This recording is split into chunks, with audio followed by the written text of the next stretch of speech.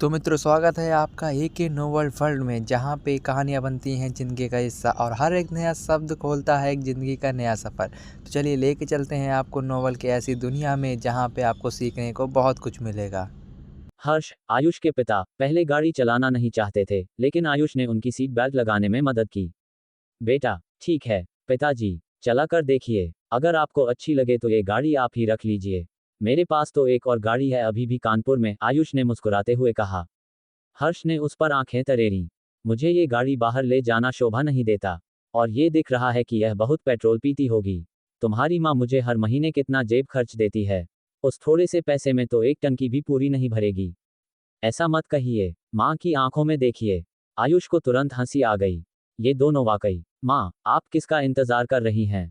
अंदर आइए। आयुष ने गाड़ी का दरवाजा खोला और अपनी माँ को अंदर बिठाया। गौरी, आयुष की माँ ने सावधानी से उस शानदार गाड़ी को छुआ। मैं इतनी उम्र में इतनी अच्छी गाड़ी में बैठ रही हूँ। चुन्नू भाई, गप्पू भाई, हम चलते हैं। हर्ष ने उन्हें हाथ हिलाया, फिर एक्सेलेरेटर पर पैर रखा और एक गड़गड़ाहट के साथ गाड़ी आगे बढ़ा दी। फिर आयुष ने खड़े हुए कुछ लोगों की ओर देखा और उनसे कुछ औपचारिकताएं निभाईं। इसके बाद वह अपनी पुरानी फोक्सवैगन पासेट में बैठकर चला गया। मुझे पता था, इन दोनों बुजुर्गों के पास पैसे होने पर भी ये अच्छी गाड़ी या अच्छा घर नहीं लेंगे। आयुष ने पासेट के स्टीयरिंग व्हील को छुआ और मुस्कुराया। बचे हुए लोग पासेट की पिछली लाइटों को देखते रहे। वे अभी भी सदमे से उबर नहीं पाए थे। चुन्नू भाई अब कुछ दिखाने लायक नहीं बचे थे। पिछली बातें याद करके वह मजाक का पात्र बन गए थे। चुन्नू भाई के बेटे चुन्नू वीर ने भी अपनी ऑडी को देखा। जिस गाड़ी पर उसे गर्व था, वह अब कबाड़ के ढेर जैसी लग रही थी। एक की कीमत 3 लाख से कुछ ऊपर थी और दूसरी की 4.5 करोड़। धिक्कार है, आयुष की गाड़ी में उसकी 150 गाड़ियां आ जाती। कोई तुलना थी ही नहीं। बाकी लोग तो और भी अचंभित थे, जैसे उनके दिलों पर हथौड़ा पड़ गया हो। वे अभी भी सकते में थे। फिर वे चुपचाप तितर बितर हो गए। घर लौटने पर उसके माता पिता पहले से ही सोफे पर बैठे थे। आयुष ने अपना कोट उतारा और उस परिचित घर को देखा। भले ही यह छोटा था, लेकिन यह बहुत आरामदायक था। माँ, अब आपके पास 1 करोड़ रुपए हैं, है ना? घर या गाड़ी बदलने के बारे में क्यों नहीं सोचती? गौरी ने कुछ नहीं कहा। उन्होंने सोफे को थपथपाया और आयुष को बैठने दिया। छोटू, हमें बताओ तुम आजकल क्या कर रहे हो? क्या वो तस्वीरें जो मिंग मैंग ने हमें भेजी थी, सच में तुम्हारी हैं? तो आप ये सब पूछना चाहती थी? फिर पहले वीडियो कॉल पर क्यों नहीं पूछा? आयुष ने अपनी माँ का हाथ पकड़ा और धीरे से छुआ। आयुष की बातें सुनकर गौरी हकलाते हुए बोली, मिंग मैंग ने कहा था कि हमें चिंता नहीं करनी चाहिए। उसने कहा कि तुम अब एक सीईओ हो और आमतौर पर बहुत व्यस्त रहते हो, इसलिए हमने तुम्हारा समय बर्बाद करने की हिम्मत नहीं की। आयुष ने अपनी माँ की ओर देखा, जो एक नाराज बच्चे की तरह थी जो बोलना नहीं चाहती थी। उसने सिर हिलाया। क्या आप पुण्य मनोरंजक के बारे में जानती हैं? वही जिसने कुछ समय पहले निर्जन द्वीप पर जीवन रक्षा वाला रियलिटी शो दिखाया था। हाँ, जानती हूँ। तुम्हारे पिताजी और मैं कभी कभी वह शो देखते हैं। क्यों? मैं अब पुण्य मनोरंजक का अध्यक्ष और कानपुर वाणिज्य मंडल का प्रमुख हूँ। आयुष ने कुछ नहीं छिपाया और सीधे बता दिया। यह एक पल के लिए हर्ष और गौरी दोनों की आंखें एक साथ खुली रह गईं। उन्हें विश्वास ही नहीं हुआ कि उन्होंने क्या सुना है। क्या आयुष इतना काबिल हो गया है? अब जब आपको पता चल गया है, तो आप निश्चिंत हो सकती हैं। आयुष ने उनके और सवाल पूछने का इंतजार नहीं किया और आगे कहा, इसलिए आप दोनों को अब कुछ और करने की जरूरत नहीं है। जब आपका मन करे, घूमने जाएं। इस कार्ड में 3 करोड़ रुपए हैं। आपको इसे 6 महीने में खर्च करना होगा। आयुष को इस बुजुर्ग जोड़े का स्वभाव पता था। अगर उनके पास पैसे होंगे तो वे निश्चित रूप से बचाएंगे। इसलिए उसने ये शर्त रखी। इसके अलावा अगर वह उन्हें बहुत अधिक पैसे देता, तो वे और भी असहज महसूस करते। ठीक है, मैं नहाने जा रहा हूँ। ये कहकर आयुष उठ गया और चला गया, अपने हैरान माता पिता को पीछे छोड़ गया। वे इस हकीकत को कुछ देर तक स्वीकार नहीं कर पाए। हालांकि वे मन ही मन बहुत संतुष्ट थे। उनका बेटा बड़ा हो गया था और अब होनहार था। शुरुआत में वे अपने बेटे के लिए घर खरीदने के लिए पैसे बचाना चाहते थे। अब अचानक उनका लक्ष्य खो गया और वे निराश महसूस करने लगे। नहाने के बाद आयुष ने थोड़ी देर अपने माता पिता से बात की और फिर अपने कमरे में लौट आया। उसने अपना फोन निकाला और ग्रुप चैट में एक संदेश भेजा। इससे तुरंत ही कुछ लोग अपने बिस्तरों से उछल पड़े। फंग मिंग अजून, आयुष, तुम वापस आ गए। इतनी देर से क्यों आए हो? डोंग होंग गए, तुम कितने कमीने हो? कब वापस आए? मुझे बताना चाहिए था, मैं तुम्हें लेने आ जाता। वांग लियांग, छोटू भाई, क्या हम एक साथ वापस जाने के लिए सहमत नहीं हुए थे?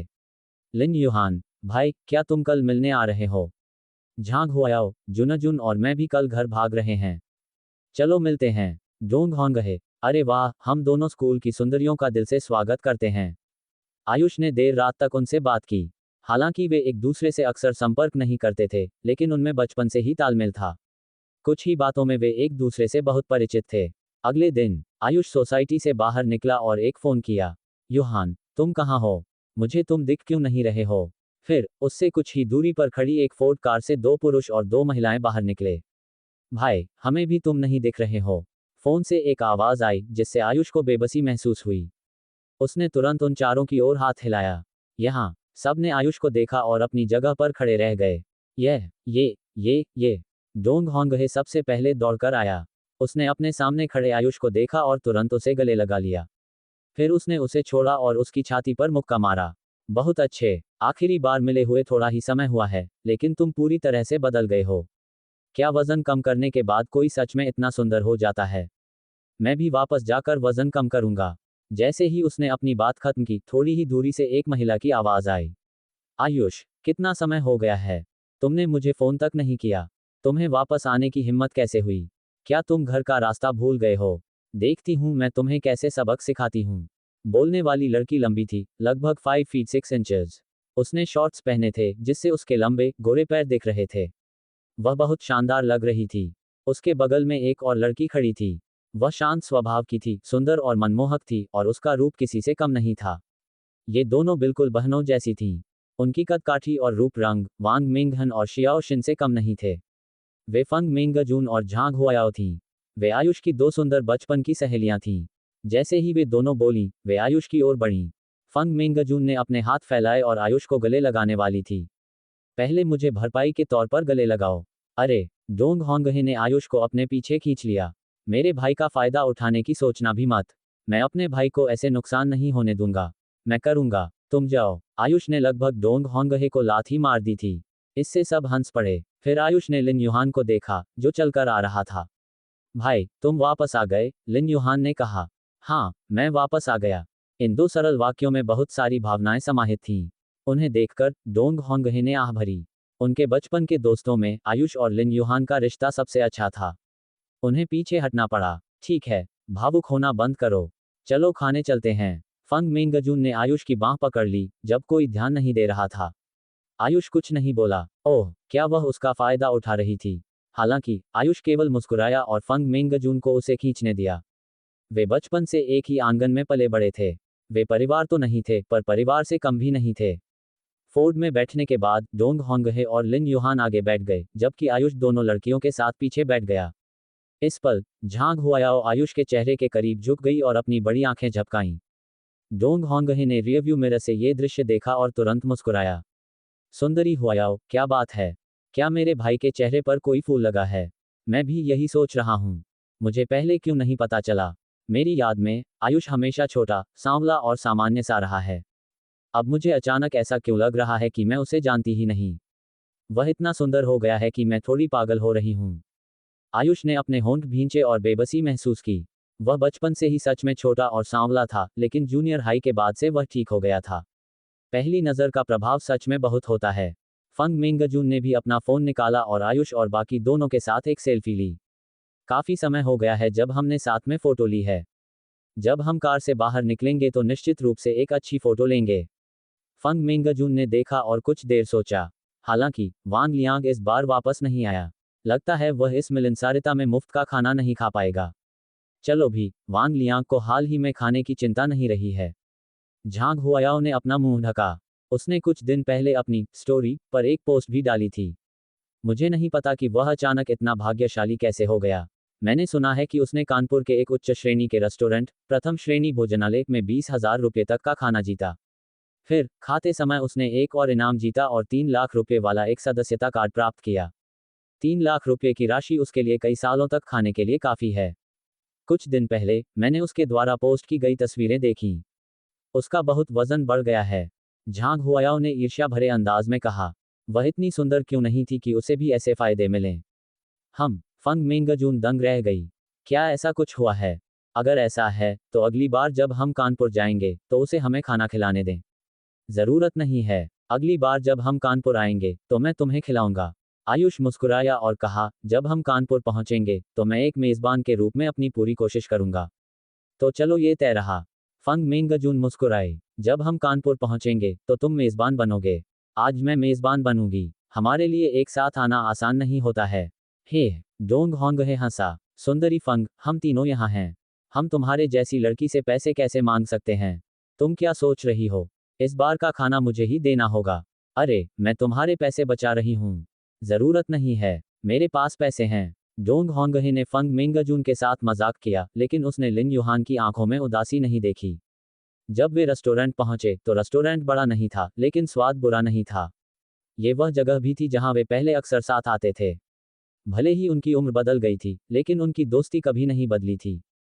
खाने के बाद लिन युहान ने आयुष के कंधे पर थपथपाया। भाई, चलो बाहर चलकर सिगरेट पीते हैं। ठीक है, आयुष ने चुपचाप जवाब दिया। वे दोनों निजी कमरे से बाहर निकले और गलियारे में गए। लिन युहान अपने मुंह में सिगरेट दबाकर रेलिंग से टिका हुआ था। उसने नीचे सड़क पर भीड़ को देखा और निराश महसूस किया। क्या हुआ? क्या सोच रहे हो? वैसे, मुझे नहीं पता था कि सेना से रिटायर होने के बाद तुम सच में कानपुर चले गए थे। तुम मेरे साथ खेलने क्यों नहीं आए? आयुष लिन युहान के बगल में खड़ा हो गया और नीचे देखा। आयुष की बातें सुनकर लिन युहान तुरंत कड़वाहट से मुस्कुराया। दरअसल, मेरे पिताजी ने अपना कारोबार कानपुर तक बढ़ा दिया था। मैं भी कानपुर में रहकर विकास करना और अपने लिए भविष्य बनाना चाहता था। मुझे किसी और ने सिफारिश की और मैं सच में बड़े लोगों के समूह में मिल गया। मैं तो बड़े तानजेकुन से भी मिला। लिन युहान ने सिगरेट पी और आह भरी। हालांकि, उसे पता चला कि मैं एक सेवानिवृत्त सैनिक हूं और उसने मुझे अखाड़े में उतरने को कहा। उसने मेरी बांह तोड़ दी। जब उसने मुझ पर रॉड घुमाई तो मैं चकमा देना चाहता था, लेकिन हिम्मत नहीं हुई। लिन युहान की आंखें लाल हो गईं। मुझे डर था कि अगर मैंने चकमा दिया तो न केवल मैं बर्बाद हो जाऊंगा, बल्कि मेरे पिताजी भी इसमें फंस जाएंगे। भाई, कुछ बातें हैं जो मैं उन्हें नहीं बता सकता। मैं केवल तुम्हें ही बता सकता हूं, लिन युहान ने धीमी आवाज में कहा। आयुष बगल में सुनता रहा और उसने बीच में नहीं टोका। उसे पता था कि लिन युहान केवल एक सुनने वाला कान ढूंढ रहा था। जैसा कि अपेक्षित था, लिन युहान ने आगे कहा, इस घटना ने मुझे जगा दिया है। आखिरकार, मैं उन बड़े लोगों के स्तर का नहीं हूं। उन्होंने मुझे कभी इंसान नहीं समझा। मैं एक ईमानदार इंसान बनना चाहता हूं। अगर मैं इसी तरह घूमता रहा तो मेरे और तुम्हारे बीच का फासला बढ़ता ही जाएगा। ये देखकर कि आयुष मुंह खोलने ही वाला था, उसने तुरंत कहा, मुझे मत टोकना। तुम और वांग लियांग दोनों पढ़ाई में अच्छे हो और बहुत काबिल हो। भविष्य में तुम पिछली पीढ़ी से आगे निकलने और बड़े शहर में तेजी से बढ़ने वाले हो। होंगहे के परिवार की ताकत तो जाहिर है। हम सब उनकी पृष्ठभूमि जानते हैं। बस मैं ही हूं। कानपुर में कारोबार करते समय मेरे पिताजी को धोखा दिया गया था। हमारे परिवार में भी कुछ हुआ है। मुझे नहीं पता कि अब क्या करूं। मैं खुद पर निर्भर होकर एक रास्ता बनाना चाहता हूं। साला, एक दिन मैं उस हरामखोर तानजेकुन के सामने खड़ा होऊंगा और उसके हाथ पैर तोड़ दूंगा। मैं उसे बताऊंगा कि वह कौन है। जैसे ही वह बोला, उसने सिगरेट का बट जमीन पर फेंका और उसे रौंद दिया, जैसे वह अपने दिल की सारी निराशा बाहर निकालना चाहता था। इस पल, आयुष ने धीरे से कहा, मैंने पहले ही तानजेकुन को अपाहिज कर दिया है। अगर तुम संतुष्ट नहीं हो। लिन युहान को विश्वास नहीं हुआ। उसने सिर झुकाया और मुस्कुराया। भाई, तुम्हारी बातें सुनकर मुझे बहुत अच्छा लगा। उसके विचार में, आयुष गुस्से में बस बोल रहा था। तानजेकुन की क्या हैसियत थी? वह कानपुर के तान परिवार का बेटा था। आमतौर पर, जब वह बाहर जाता था तो उसकी ऐसी हैसियत होती थी कि लोग अहंकार से विनम्रता में बदल जाते थे। अगर आयुष ने उसे अपाहिज कर दिया होता तो वह अभी यहाँ कैसे खड़ा हो सकता था? वह शायद कानपुर भी नहीं छोड़ सकता था। घर पर क्या हुआ? क्या तुम्हें मेरी मदद की जरूरत है? हालांकि आयुष को लिन युहान का जिद्दी स्वभाव पता था, फिर भी उसने पूछा। जैसा कि उसने उम्मीद की थी, लिन युहान ने सिर हिलाया। आयुष से थोड़ी देर बात करने के बाद वे अंदर चले गए। थोड़ी देर बाद सबने खाना खत्म किया। आयुष ने शौचालय जाने का बहाना बनाया और चुपके से बिल चुका दिया। हालांकि, अंत में सबने उस पर आंखें तरेरी। चलो, मैं तुम्हें घर छोड़ देता हूं, डोंग होंगहे ने कहा। हालांकि, फंग मेंगजून और झांग हुआयाओ ने सिर हिलाया। हमें आयुष से कुछ बात करनी है। हमें टहलना होगा। क्या बात है? इतना रहस्य क्यों? डोंग होंगहे ने भौहें चढ़ाईं। हालांकि, फंग मेंगजून ने उसे घूर कर देखा। डोंग होंगहे तुरंत समझ गया और लिन युहान को पीछे खींच लिया। फिर, हम पहले चलते हैं। उन दोनों के चले जाने के बाद आयुष ने दोनों लड़कियों को देखा। क्या बात है? अगले ही पल, फंग मेंगजून ने आह भरी और उसके चेहरे की मुस्कान गायब हो गई। फिर, उसने अपनी जेब से एक बैंक कार्ड निकाला। उसने उसे आयुष को सौंप दिया। आयुष ने उसे सौंपे गए बैंक कार्ड को देखा और दंग रह गया। इसका क्या मतलब था? क्या हुआ? आयुष ने फंग मिंगजून को देखा, उसकी मंशा नहीं समझ पाया। चलते हुए बात करते हैं। झांग हुआयाओ ने आयुष को खींचा और फंग मिंगजून के साथ चली गई। फंग मिंगजून ने आह भरी। युहान ने तुम्हें अपनी स्थिति के बारे में नहीं बताया, है ना? मैंने अभी पूछा, लेकिन उसने नहीं बताया। युहान सच में हमें बाहरी मानता है। फंग मिंगजून ने सिर हिलाया, उसका सुंदर चेहरा निराशा से भरा हुआ था। उसने हमें भी नहीं बताया था। ये होंगहे को गलती से पता चला था। इन बातों ने आयुष का चेहरा उदास कर दिया। क्या हुआ है? युहान के परिवार की स्थिति अब बहुत अच्छी नहीं है। उसके पिताजी का कारोबार विफल हो गया और उन्हें धोखा दिया गया, इसलिए वे युहान को कानपुर से वापस ले आए। लेकिन जब मुसीबत आती है तो सब एक साथ आती है। उसकी बहन को ल्यूकेमिया, रक्त कैंसर है। ल्यूकेमिया? आयुष की आंखें सिकुड़ गईं, लेकिन उसने जवाब नहीं दिया और फंग मिंगजून को जारी रखने दिया। पिछली बार जब होंगहे उसे ढूंढने उनके घर गया था, तो उसे पता चला कि मालिक बदल गया था। अगर होंगहे ने हमें नहीं बताया होता, तो हमें अब तक पता नहीं चलता। आयुष ने उम्मीद नहीं की थी कि उसका भाई ऐसी मुसीबत में पड़ जाएगा। वह हमेशा ऐसा ही रहा है। वह हमें परेशान नहीं करना चाहता। उसकी बातों से दोनों लड़कियां बचपन में वापस चली गईं। उस समय, जब उन्हें उनकी उम्र के बच्चों द्वारा धमकाया जाता था, तो वे ही कुछ लोग थे जो उनके लिए खड़े होते थे। उनमें आयुष और लिन युहान सबसे आगे थे। इसके बारे में सोचते हुए फंग मिंगजून ने आह भरी। कार्ड पर 3 लाख रुपये हैं। ये युहान को दे दो। हमें उसका स्वभाव पता है। अगर हम उसे देंगे तो वह निश्चित रूप से नहीं लेगा। तुम हमारी तरह नहीं हो। 3 लाख रुपये। आयुष ने फंग मिंगजून को देखा। तुम्हें इतने पैसे कहाँ से मिले? होंगही ने 1,50,000 रुपये दिए। हुआयाओ और मैंने 1,50,000 रुपये इकट्ठा किए। चिंता मत करो, ये हमारे परिवार से चुराए गए या ऑनलाइन ऋण नहीं हैं। ये ट्यूशन देकर हमने पिछले कुछ सालों में जो जेब खर्च कमाया है, वह है। फंग मिंगजून ने अपना होंठ भींचा और बैंक कार्ड को देखा। वह अभी भी थोड़ी अनिच्छुक थी। उसने मूल रूप से समाज के लिए तैयारी के लिए कुछ अच्छे कपड़े खरीदने की योजना बनाई थी। हालांकि वह कपड़े तो बाद में खरीद सकती थी, लेकिन वह लिन युहान को बाद में नहीं बचा सकती थी। इस प्रकार उसने पैसे निकाल दिए और उन्हें वापस पाने के बारे में नहीं सोचा। उनके रिश्ते को हजारों रुपये से कैसे खरीदा जा सकता था? अगर वे पैसे खो देते हैं, तो वे भविष्य में उन्हें वापस कमा सकते हैं। हालांकि अगर वे लिन युहान को खो देते हैं, तो वे सब कुछ खो देंगे। इसे जल्दी ले लो, ये तुम पर है। फंग मिंगजून ने आयुष का हाथ पकड़ा और उसे कार्ड सौंपने वाली थी, तभी आयुष ने अपना हाथ बंद कर लिया। तुम्हें इस मामले के बारे में चिंता करने की जरूरत नहीं है। मैं करूंगा। फंग मिंगजून तुरंत थोड़ी नाराज हो गई। आयुष, चाचा और चाची के लिए पैसे कमाना आसान नहीं है।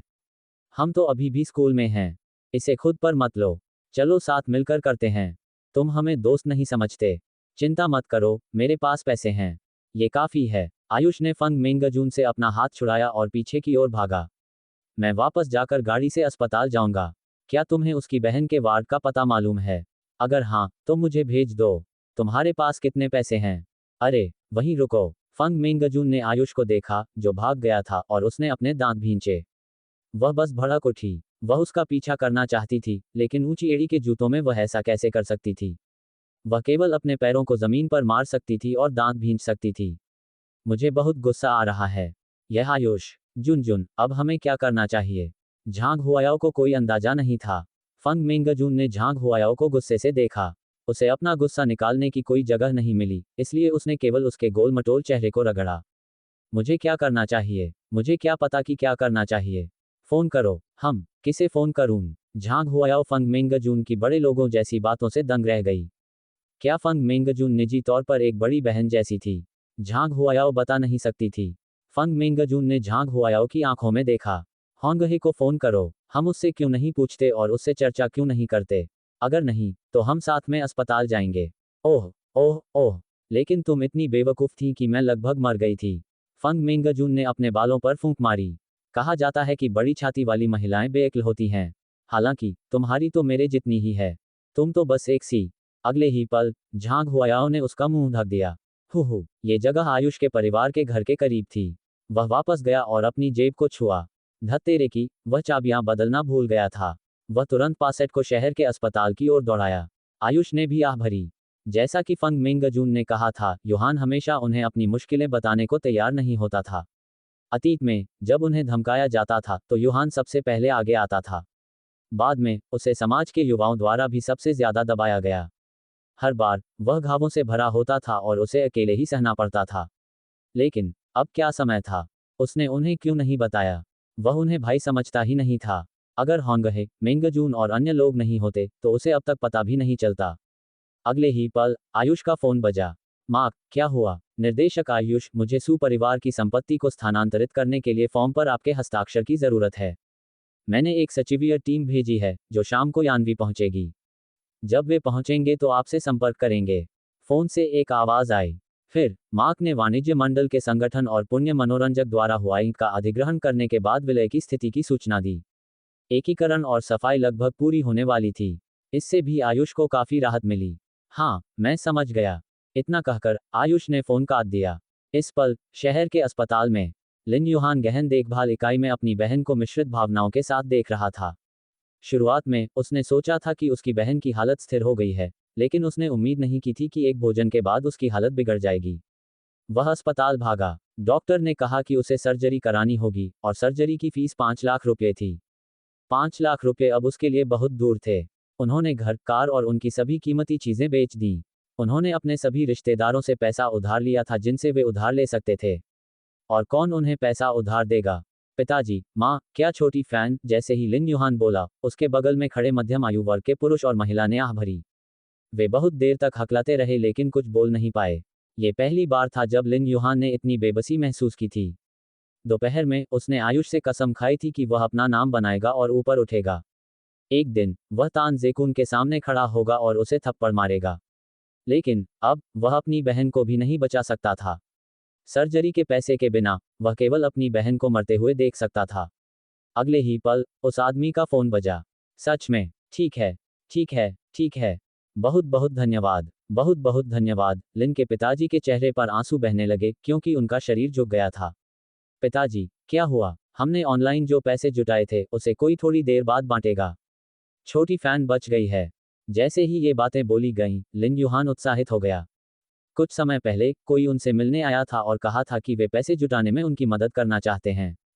कल उसने ऑनलाइन डेटा भी देखा था। वे 4 लाख रुपये जुटाने वाले थे। ये 4 लाख रुपये था। इस 4 लाख रुपये और उनके हाथों में कुछ पैसे के साथ ये छोटी फैन की सर्जरी फीस के लिए काफी होगा। थोड़ी देर बाद कुछ पुरुष परिवार की ओर बढ़े। लिन के पिताजी ने उन तीनों को देखा और जल्दी से उनके पास गए। उन्होंने सिर हिलाया और झुक गए। मिस्टर को, आपने सच में हमें मुसीबत से बचा लिया। मुझे सच में नहीं पता कि मैंने अपने पिछले जन्म में कौन सा कर्ज लिया था। मेरे छोटी फैन के साथ भगवान ऐसा क्यों कर रहे हैं? लिन युहान ने जल्दी से उन तीनों का अभिवादन करने के लिए आया। कू जिंगसेन ने अपने सामने रोते हुए लिन के पिताजी को देखा, उसकी आंखों में तिरस्कार था। उसने पैसे सौंपने की जल्दी नहीं की। उसने ऐसे कई गरीब लोगों को देखा था। हर कोई ऐसा ही था। उसके बगल में एक युवा भी हंसा और गहन देखभाल इकाई को देखने का नाटक किया। उसने एक लंबी आह भरी। आह, आपका परिवार सच में बहुत ज्यादा है। मुझे नहीं पता कि आपने कौन से पाप किए थे जो आपको ऐसी बीमार बच्ची मिली। आपका पूरा परिवार उसके कारण फंस गया है। आह, लिन युहान ने यह सुनकर दंग रह गया। फिर वह गुस्से से जल उठा। बीमार बच्ची का क्या मतलब था? उसने ये कहकर क्या मतलब निकाला कि वह उन्हें फंसा रही है? उसने अचानक सिर उठाया, लेकिन अगले ही पल लिन के पिताजी ने उसे पकड़ लिया। लिन के पिताजी ने उसे देखा और धीमी आवाज में कहा, युहान, छोटी फैन के बारे में सोचो। उतावले मत हो। ये सोचते हुए लिन युहान ने उस युवा को घूर कर देखा और बोलना बंद कर दिया। इस पल कू जिंगसेन ने लिन युहान के प्रदर्शन को देखा और शरारती मुस्कान के साथ मुस्कुराया। उसने लिन युहान से चिंता के साथ कहा, हालांकि डरो मत। छोटा देवदूत धन संचय मंच आपके जैसे परिवारों को उनकी समस्याओं को हल करने में मदद करने के लिए स्थापित किया गया था। अब जब सबका जीवन स्तर बेहतर हो गया है तो कई लोग प्यार दान कर रहे हैं। इसके अलावा जब एक पक्ष मुसीबत में होता है तो हर कोई समर्थन प्रदान करेगा। आपकी बहन के मामले के बारे में हर कोई जानता है और उन्होंने भी अपना प्यार दिया है। हमारे छोटा देवदूत धन संचय मंच ने भी कुछ पैसे दान किए हैं। ये बहुत पैसा नहीं है। इसे प्यार का एक प्रतीक माना जा सकता है। आखिरकार हमें पहले मदद मिली है। हम इस समय आपकी मदद क्यों नहीं करेंगे? अन्यथा ये सच में अनुचित होगा। जब लिन युहान और अन्य लोगों ने उसकी बातें सुनी तो वे बहुत खुश हुए। उन्होंने उम्मीद नहीं की थी कि दूसरे पक्ष की जुबान तो तेज है लेकिन दिल नर्म है। मंच भी उन्हें दान कर सकता था। 4 लाख रुपये के साथ मंच से दान और उनके हाथों में बचे हुए पैसे के साथ ये काफी होना चाहिए। इस बार उन्हें दूसरों से पैसे उधार लेने की भी जरूरत नहीं थी। वह बाहर जाकर अजीबोगरीब काम करेगा ताकि बाकी पैसे जुटाए जा सकें। हालांकि यह थोड़ा कठिन और थका देने वाला था, फिर भी वह गुजारा कर सकता था। लिन के पिताजी ने भी उत्साह से कहा, मुझे सच में माफ कर दीजिए।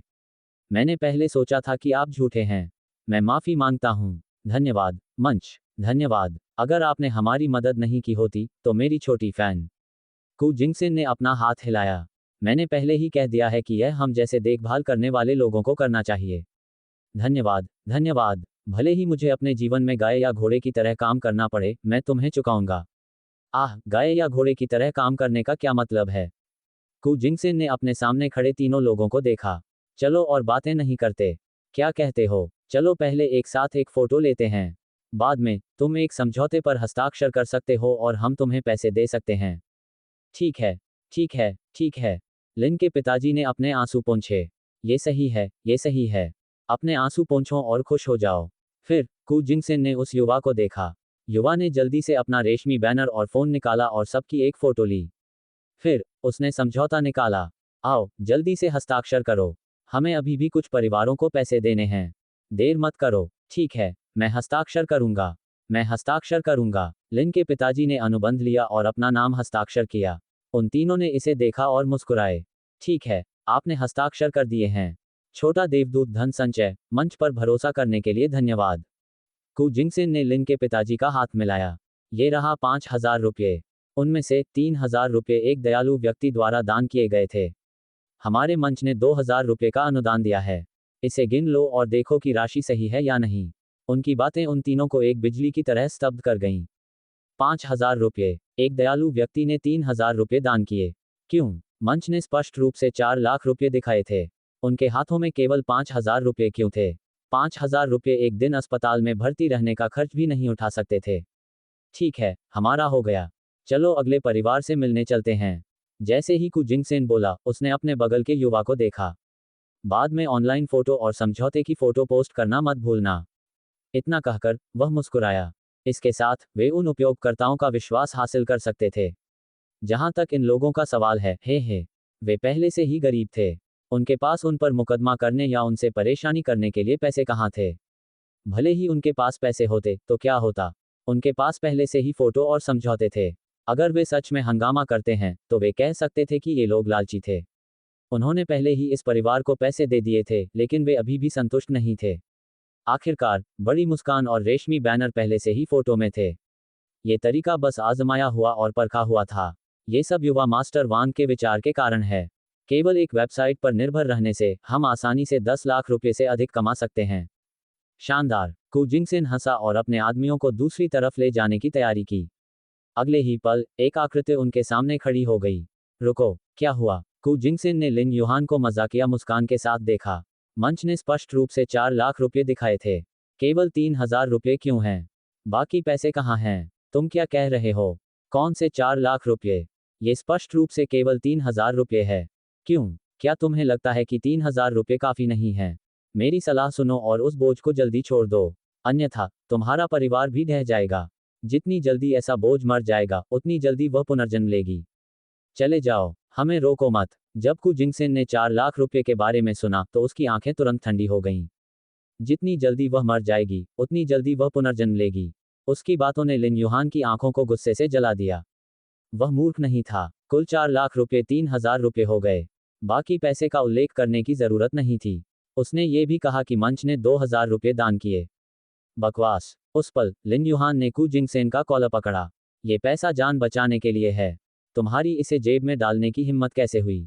क्या तुम्हारे पास अभी भी अंतरात्मा है? वह गरजा। इन लोगों ने केवल उन पैसों को जेब में नहीं डाला जो जान बचाने वाले थे। उन्होंने उसकी बहन को पैसे कमाने का एक साधन भी माना। उन्होंने एक गंभीर रूप से बीमार और युवा बच्ची को एक साधन माना। वे उसके मूल्य को पागलपन से निकाल रहे थे। कू जिंगसेन ने लिन युहान का हाथ पकड़ा। बच्चे, मुझे बताओ, मेरे लिए परेशानी मत खड़ी करो। अगर तुमने आज मुझे छूने की हिम्मत की तो मैं तुम्हें एक सेल में फेंक दूंगा और तुम्हें कुछ सालों के लिए बंद कर दूंगा। हमारी पृष्ठभूमि ऐसी नहीं है जिसकी तुम कल्पना कर सकते हो, नहीं ऐसी है जिसे तुम्हारे जैसा गरीब व्यक्ति नाराज करने का जोखिम उठा सकता है। समझदार बनो और चले जाओ। तुम्हें जाना चाहिए। लिन युहान ने उसे मुक्का मार दिया। एक पल के लिए दृश्य अराजक था। लिन युहान 1 के मुकाबले 3 थे।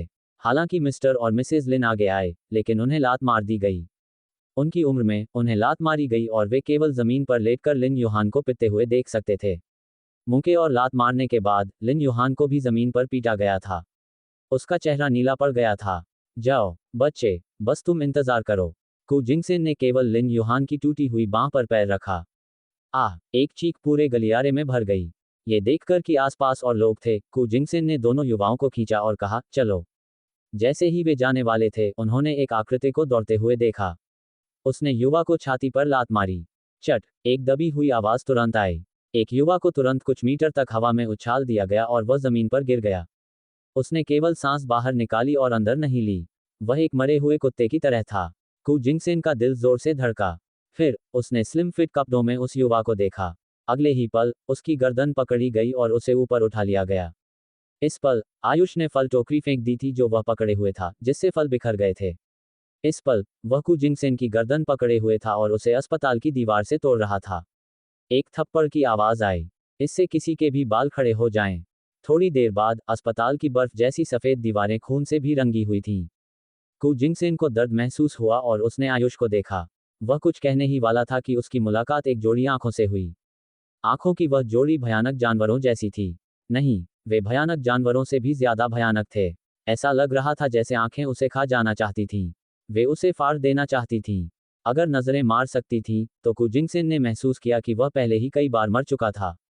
छोड़ो, रुको। एक अस्पताल के निदेशक ने अपने सामने के दृश्य को देखा और आयुष पर चिल्लाया, क्या तुम्हें पता है कि यह कहाँ है? क्या ये वह जगह है जहां तुम परेशानी खड़ी कर सकते हो? फिर उसने अपने बगल की नस को देखा। सुरक्षा गार्डों को बुलाओ और उन्हें ऊपर आकर इससे निपटने के लिए कहो। जब जमीन पर पड़ा लिन युहान ने ये देखा, तो वह खड़ा हो गया और आयुष का हाथ पकड़ा। फिर उसने कु जिंगसेन को देखा, जिसका चेहरा हरा हो गया था और वह बहुत देर तक सांस नहीं ले पा रहा था। यह एक बड़ा झटका था। भाई, उतावले मत हो। तुम सच में उसे मारना नहीं चाहते, है ना? लिन युहान ने आयुष को खींचा। आयुष की आंखें ठंडी हो गईं क्योंकि उसने कु जिंगसेन को बाहर फेंक दिया। बल इतना मजबूत था कि कु जिंगसेन जमीन पर गिर गया। क्या हो रहा है? आयुष ने लिन युहान को देखा और कारण पूछा। उसे अभी कारण जानने की बिल्कुल जरूरत नहीं थी। जब तक कोई उसके लोगों को छूने की हिम्मत करेगा, यही परिणाम होगा। ये कहावत कि किसी को तर्कसंगत की मदद करनी चाहिए, न कि अपने प्रियजनों की, आयुष पर लागू नहीं होती थी। उन्होंने छोटी फैन का इस्तेमाल करके लोगों को ऑनलाइन पैसे दान करने के लिए धोखा दिया। उन्होंने स्पष्ट रूप से 4 लाख रुपये जुटाए थे लेकिन हमें केवल 5,000 रुपये दिए। उन्होंने ये भी कहा कि छोटी फैन को जल्दी मर जाना चाहिए और जल्दी पुनर्जन्म लेना चाहिए। जैसे ही लिन युहान बोला, उसकी आवाज भर्रा गई, जिससे आयुष की आंखें और भी ठंडी हो गईं। कौन से 4 लाख रुपये? कौन से 4 लाख रुपये? तुम गरीब बदमाश, तुम बस मेरे पैसे धोखा देने की कोशिश कर रहे हो। जैसे ही कु जिंगसेन बोला, उसने सुरक्षा कप्तान को देखा जो चलकर आ रहा था और हंसा। जैसे ही सुरक्षा कप्तान हनुमान सिंह ने कु जिंगसेन को देखा, वह इसका कारण समझ गया। आखिरकार ऐसा कुछ पहली बार नहीं हुआ था। हालांकि कु जिंगसेन अक्सर उसके साथ खाता था और उसे उपहार भी देता था, इसलिए उसने स्वाभाविक रूप से उसका एहसान किया। इस पल हनुमान सिंह ने चिल्लाया जैसे ही वह चला, क्या हुआ? क्या हुआ? कौन चिकित्सा विवाद पैदा कर रहा है? लिन युहान ने हनुमान सिंह को देखा। हमने चिकित्सा विवाद पैदा नहीं किया। ये व्यक्ति हमें ठग रहा है। मैं पुलिस को बुलाना चाहता हूँ। तुम पुलिस को क्यों बुला रहे हो? हनुमान सिंह हंसा। अस्पताल के अपने नियम हैं। तुम ही हो जिसने परेशानी खड़ी की है। अब आज्ञाकारिता से बाहर निकलो, अन्यथा हम विनम्र नहीं होंगे। उसे कारण पूछने की बिल्कुल जरूरत नहीं थी क्योंकि वह बहुत अच्छी तरह से जानता था कि कारण क्या था। तुम विनम्र नहीं होंगे। तुम क्या करना चाहते हो? आयुष ने हनुमान सिंह और कु जिंगसेन को एक दूसरे को कुछ बार देखते हुए देखा। उसने भौहें चढ़ाईं और तुरंत समझ गया। तुम क्या कर रहे हो? हनुमान सिंह ने अपनी कमर से एक रबर की छड़ी निकाली। युवा, इतने अभिमानी मत बनो। क्या तुम सच में चाहते हो कि मैं तुम्हें बाहर आमंत्रित करूं? उन्हें ऐसे व्यक्ति की बिल्कुल परवाह करने की जरूरत नहीं थी। कु जिंगसेन लोगों को ढूंढने में खासकर अच्छा था। उसने जो लोग ढूंढे, वे सभी ऐसे लोग थे जो बीमारियों के इलाज के लिए दिवालिया हो गए थे। ऐसे लोग आमतौर पर अपने आसपास के सभी लोगों से पैसे उधार लेते थे, इसलिए उनके कोई सामाजिक संबंध नहीं थे। अगर वे ऐसे लोगों को मारते या डांटते तो कोई बात नहीं थी। अगर उन्हें सड़कों पर फेंक दिया जाता, तो वे क्या कर सकते थे? भले ही उन्हें पुलिस मिल जाए, उनके पास मुकदमा दायर करने के लिए पैसे नहीं थे। इसलिए वह बिल्कुल भी विनम्र नहीं होना चाहता था। तुरंत एक धमकी भरी आवाज आई। तुम किसका इंतजार कर रहे हो? जल्दी से उन्हें बाहर फेंक दो। हनुमान सिंह चिल्लाया। सुरक्षा गार्डों ने आयुष और अन्य लोगों को घूर कर देखा। अगले ही पल गलियारे के दूसरी तरफ से कुछ आकृतियां चलकर आईं। निर्देशक लीलाधर, मुझे अभी भी आपके अस्पताल के सलाहकार बनने पर विचार करना होगा। आखिरकार, मुझे आपके अस्पताल की स्थिति के बारे में ज्यादा जानकारी नहीं है, लेकिन जैसा कि दिखता है, ये काफी अच्छा होना चाहिए, एक बूढ़ा आदमी ने एक मध्यम आयु वर्ग के आदमी के बगल में खड़े होकर कहा। निर्देशक लीलाधर ने अपने बगल के व्यक्ति को सम्मानजनक अंदाज में देखा। उसे अनादर करने का कोई अधिकार नहीं था। आखिरकार, ये दिव्य चिकित्सक जगदम्बा प्रसाद थे। अफवाह थी कि दिव्य चिकित्सक जगदम्बा प्रसाद जब जवान थे तब प्रसिद्ध थे। अब वह उत्तरी कानपुर में शीर्ष चीनी दवा डॉक्टर थे। भारत में भी वह एक दुर्लभ व्यक्ति थे। अगर वे जगदम्बा प्रसाद को अपने अस्पताल में आमंत्रित कर सकते थे, तो उनका अस्पताल निश्चित रूप से ताइजोउ चिकित्सा विश्वविद्यालय के संबद्ध अस्पताल को दबाने और यानवी में सबसे अच्छा अस्पताल बनने में सक्षम होगा। आज की स्थिति और जगदम्बा प्रसाद के भावों से वे इसे हासिल करने से दूर नहीं होने चाहिए थे। जैसे ही वह गर्व महसूस कर रहा था, उसने अपने सामने की स्थिति को देखा और भौहें चढ़ाईं। तुम क्या कर रहे हो? क्या हुआ? तुम सब यहाँ क्यों चिपके हुए हो? निर्देशक लीलाधर गुर्राया। हनुमान सिंह ने निर्देशक को देखा और आयुष और अन्य लोगों की ओर इशारा किया। निर्देशक, इन लोगों के पास अपनी बीमारियों का इलाज करने के लिए पैसे नहीं हैं और वे अभी भी अस्पताल में परेशानी खड़ी कर रहे हैं। देखिए, उन्होंने यहाँ किसी को मारा भी है। उसके बगल में कु जिंगसेन हंसा जब उसने निर्देशक को आते देखा। गरीब पहाड़ और नदियां सच में बदतमीज लोगों को पैदा करती हैं। निर्देशक, जल्दी से इन लोगों को भागने के लिए कहो। अगर उनके पास पैसे नहीं हैं, तो वे बीमारियों का इलाज क्यों कर रहे हैं? अस्पताल एक कल्याणकारी घर नहीं है। इन कुछ बातों ने निर्देशक को तुरंत ठंडी हवा दी। फिर उसने अपने बगल में जगदम्बा प्रसाद को देखा। उसे भौहें चढ़ाते हुए देखकर उसने अपने दिल में चिल्लाया कि कुछ गड़बड़ है। फिर उसने हनुमान सिंह को देखा। तुम लोग किसका इंतजार कर रहे हो? जल्दी से। और इससे पहले कि वह अपनी बात पूरी कर पाता, उसने जगदम्बा प्रसाद को अपने बगल में 90 डिग्री झुके हुए और अत्यधिक सम्मानजनक अंदाज में देखा। छोटे छोटे दिव्य चिकित्सक, मैंने उम्मीद नहीं की थी कि आप भी यहाँ होंगे। छोटे दिव्य चिकित्सक, आप? यह निर्देशक लीलाधर भी एक पल के लिए दंग रह गया। उसे विश्वास नहीं हुआ कि उसने क्या सुना है। उसने अपने सामने आयुष को देखा। क्या ये वही छोटे दिव्य चिकित्सक थे जो एक नज़र में दिव्य चिकित्सक जगदम्बा प्रसाद की बीमारी का पता लगा सकते थे, भले ही दिव्य चिकित्सक जगदम्बा प्रसाद इसे हल नहीं कर पाए थे? इसके अलावा दिव्य चिकित्सक जगदम्बा प्रसाद उनका इतना सम्मान करते थे। उन्होंने सच में झुककर प्रणाम किया। एक पल के लिए हनुमान सिंह और उसके बगल के लोग दंग रह गए। ये बड़ा आदमी जिसे निर्देशक ने खासकर स्वागत किया था, क्या कर रहा था? अगले ही पल जगदम्बा प्रसाद खड़े हो गए और निर्देशक लीलाधर को देखा। निर्देशक लीलाधर, क्या आपके अस्पताल के सुरक्षा गार्ड छोटे दिव्य चिकित्सक के खिलाफ हिंसा का उपयोग करने की कोशिश कर रहे हैं? अगर आप छोटे दिव्य चिकित्सक को बाहर निकालना चाहते हैं, तो आप मुझे भी क्यों नहीं निकालते? उसकी आवाज तेज नहीं थी, लेकिन यह एक हथौड़े जैसी थी जिसने निर्देशक लीलाधर के दिल को पीटा, जिससे उसकी सांस तेज हो गई। इन बातों का बहुत अधिक वजन था। ये निर्देशक लीलाधर घबरा गया और उसे पता नहीं चला कि क्या करना है। फिर उसने हनुमान सिंह को लात मारी। तुम अंधे आदमी, अपनी तनख्वाह लो और बाद में चले जाओ। निर्देशक लीलाधर भी काफी स्मार्ट था। जब उसने अभी हनुमान सिंह की बातें सुनी, तो उसने तुरंत साथ आए निदेशकों को डांटा, तुम क्या कर रहे हो? तुम कैसे एक ऐसे महान व्यक्ति को इस मंजिल पर गहन देखभाल इकाई में रहने दे सकते हो? फिर उसने पिछले निर्देशक से छोटी फैन की हालत के बारे में पूछा। फिर वह आयुष की ओर चला। छोटे दिव्य चिकित्सक, क्या आपको लगता है कि यह ठीक है? मैं अब मरीज को एक विशेष देखभाल इकाई में स्थानांतरित कर दूंगा और तुरंत सर्जरी करूंगा। जहां तक सर्जरी की फीस का सवाल है, हमारा अस्पताल वे सभी वहन करेगा। हम अस्थि मज्जा मिलान के साथ भी जल्दी करेंगे। क्या आपको लगता है कि यह ठीक है? निर्देशक लीलाधर ने अत्यधिक विनम्र अंदाज में पूछा। सबने आयुष को देखा और दंग रह गए। यहां तक कि लिन युहान की आंखें भी अविश्वास से भरी हुई थीं। यह क्या हो रहा था? उसके भाई को नन्हा दिव्य चिकित्सक की उपाधि कैसे मिली? और यह सामने खड़ा अधिकारी आयुष का इतना सम्मान क्यों कर रहा था? पिता हर्ष और मां गौरी भी आश्चर्य से आयुष को देख रहे थे। कुछ घंटे पहले अस्पताल का रवैया एकदम साफ था कि अगर मरीज पैसे नहीं देगा, तो वे उसका इलाज नहीं करेंगे। ये सब आयुष की वजह से था। जब उस अधिकारी ने हाल पूछा, तो आयुष और आर्यन ने पहले ही कुछ जानकारी मंथन को भेज दी थी। बस कुछ ही मिनटों की बात थी। नन्हा देवदूत चंदा मंच की करतूतों का खुलासा हो गया था। कई गवाहों ने उनके घिनौने कृत्यों को उजागर किया। एक पल के लिए वह चंदा मंच सबकी आलोचना का केंद्र बन गया। पूरी इंटरनेट जनता ऐसी घृणित हरकतों से इतनी नफरत करती थी कि उस छोटी वेबसाइट का सर्वर सीधे क्रैश हो गया। आयुष ने तो मंथन से घनश्याम और उसके साथियों की तस्वीरें भी अपलोड करवा दी थीं। ऐसे व्यक्ति के लिए निजता का कोई अधिकार नहीं था, क्योंकि जीना ही हवा की बर्बादी था। थोड़ी देर बाद घनश्याम को कई फोन आए और उसका चेहरा पीला पड़ गया।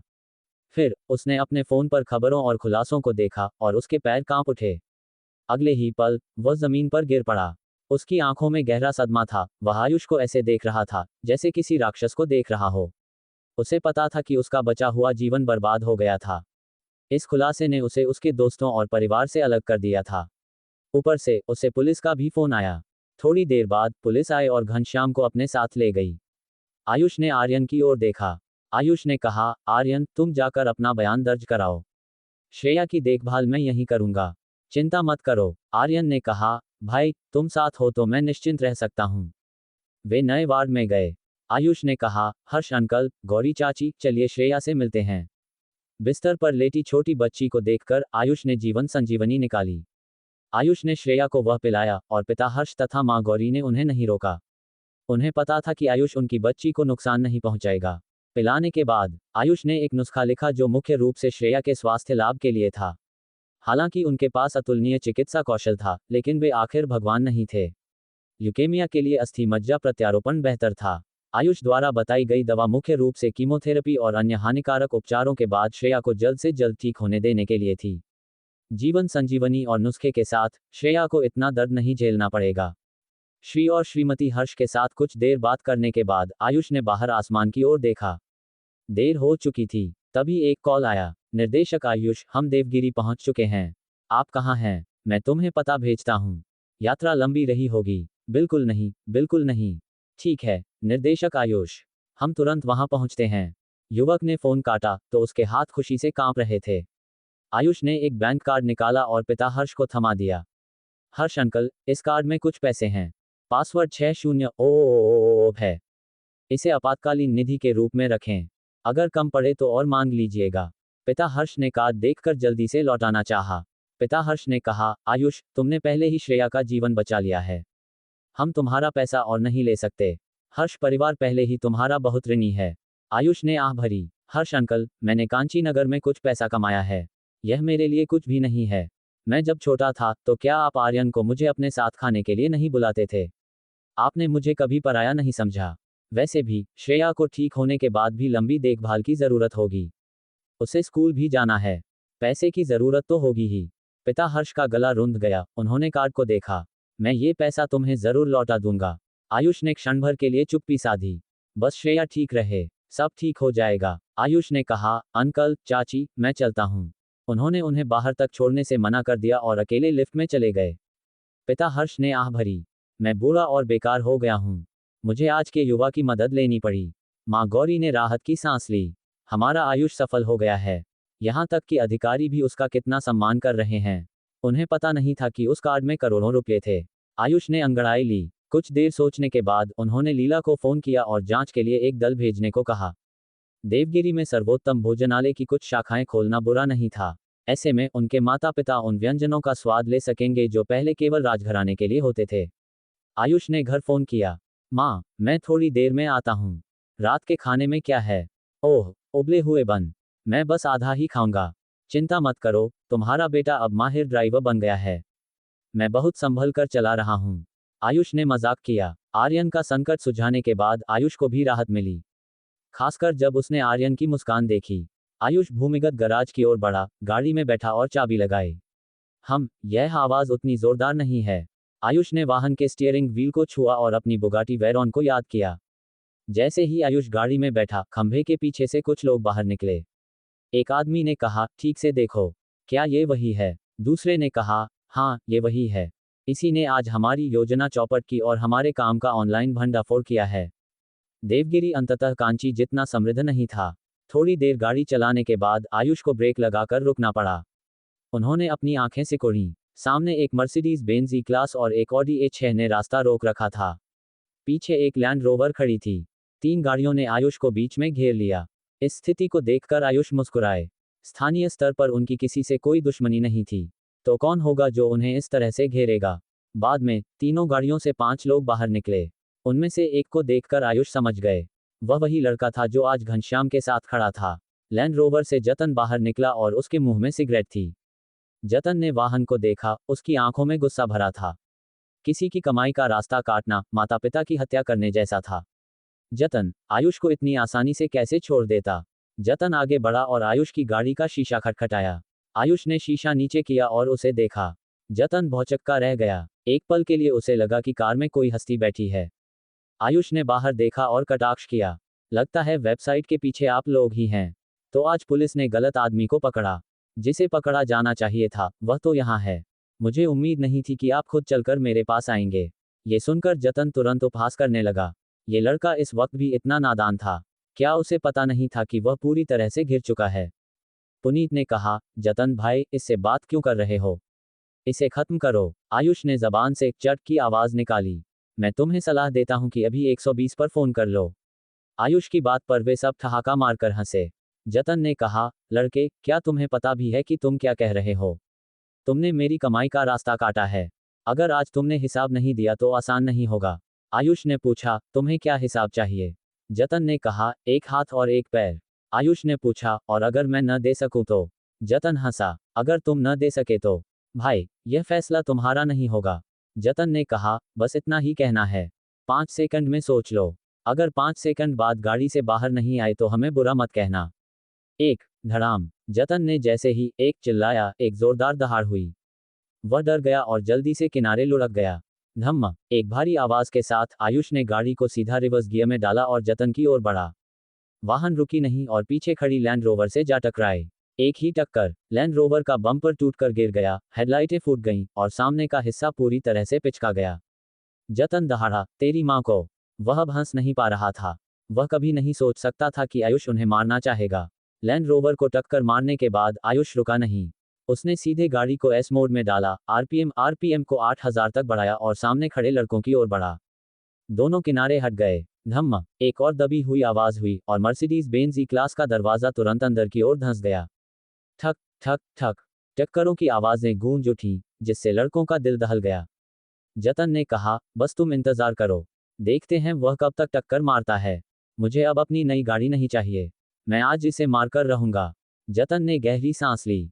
आनंद चिल्लाया, मुझसे और बर्दाश्त नहीं होता। मेरी नई गाड़ी चकनाचूर हो गई है। मुझे चाकू दो। आनंद तुरंत चाकू लेकर वाहन पर वार करने दौड़ा। आयुष ने एक्सीलरेटर पर पैर रखा और धमाके के साथ सीधे उस लड़के से जा टकराया। धम्म पलक झपकते ही उसने लड़के को 2 से 3 मीटर दूर फेंक दिया। फिर आयुष ने स्थिति देखी और हैंड ब्रेक खींचा। उन्होंने दरवाजा खोला और गाड़ी से बाहर निकल आए। जतन ने आयुष को देखा। ठीक है लड़के, तुम गाड़ी से उतरने की हिम्मत करते हो। तुम बहादुर हो। अगर मैंने तुम्हें आज नहीं मारा तो मेरा नाम जतन नहीं। हमला करो। कुछ लड़कों ने अपनी कमर से कटारें निकाली और आयुष की ओर दौड़े। ये देखकर आयुष के मुंह पर उपहास भरी मुस्कान आ गई। उन्होंने अपनी बेल्ट निकाली। सट वह बेल्ट एक गीले चाबुक से भी ज्यादा तेज थी। उसने 2 मीटर दूर खड़े एक लड़के को मारा। उसका आधा चेहरा सूज गया और उसने मुंह से खून थूका। आयुष ने अपनी बेल्ट के कुछ ही वार से उन्हें हवा में उछाल दिया। वे सब आयुष के आधे मीटर के दायरे में भी नहीं आ पाए। कराहते हुए लोगों के समूह को देखकर आयुष ने उन पर कटाक्ष किया।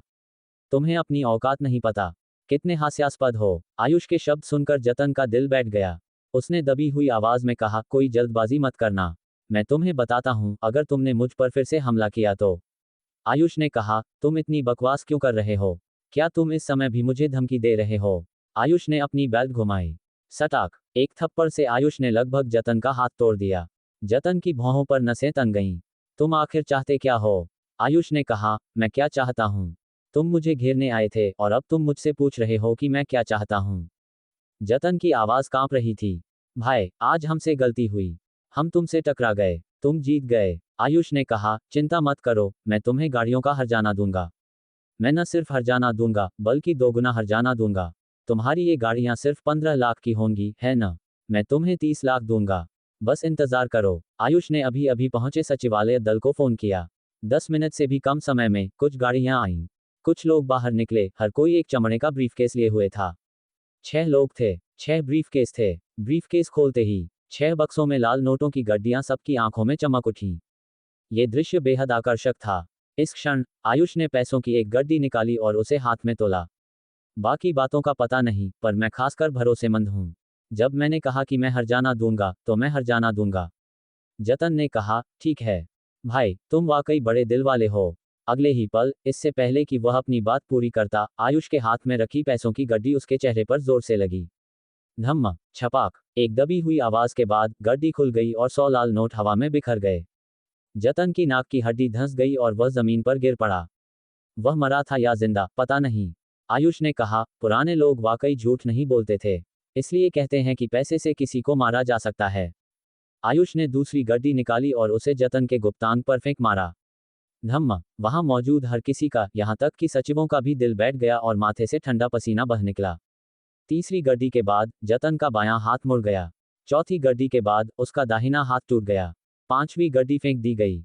उसका गुप्तांग टूट गया। बाकी 4 लड़कों ने जब ये देखा तो उनका पूरा शरीर कांप उठा। भाई, हमसे गलती हुई।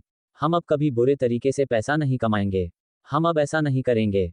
वे चारों रो पड़े। हालांकि आयुष ने उन्हें नजरअंदाज कर दिया। आयुष ने कहा, मैं तुम्हें बताता हूं। मैं तुम्हें सब साफ साफ बता रहा हूं। अगर मैंने कहा कि मैं तुम्हें पैसे दूंगा तो कम नहीं दूंगा।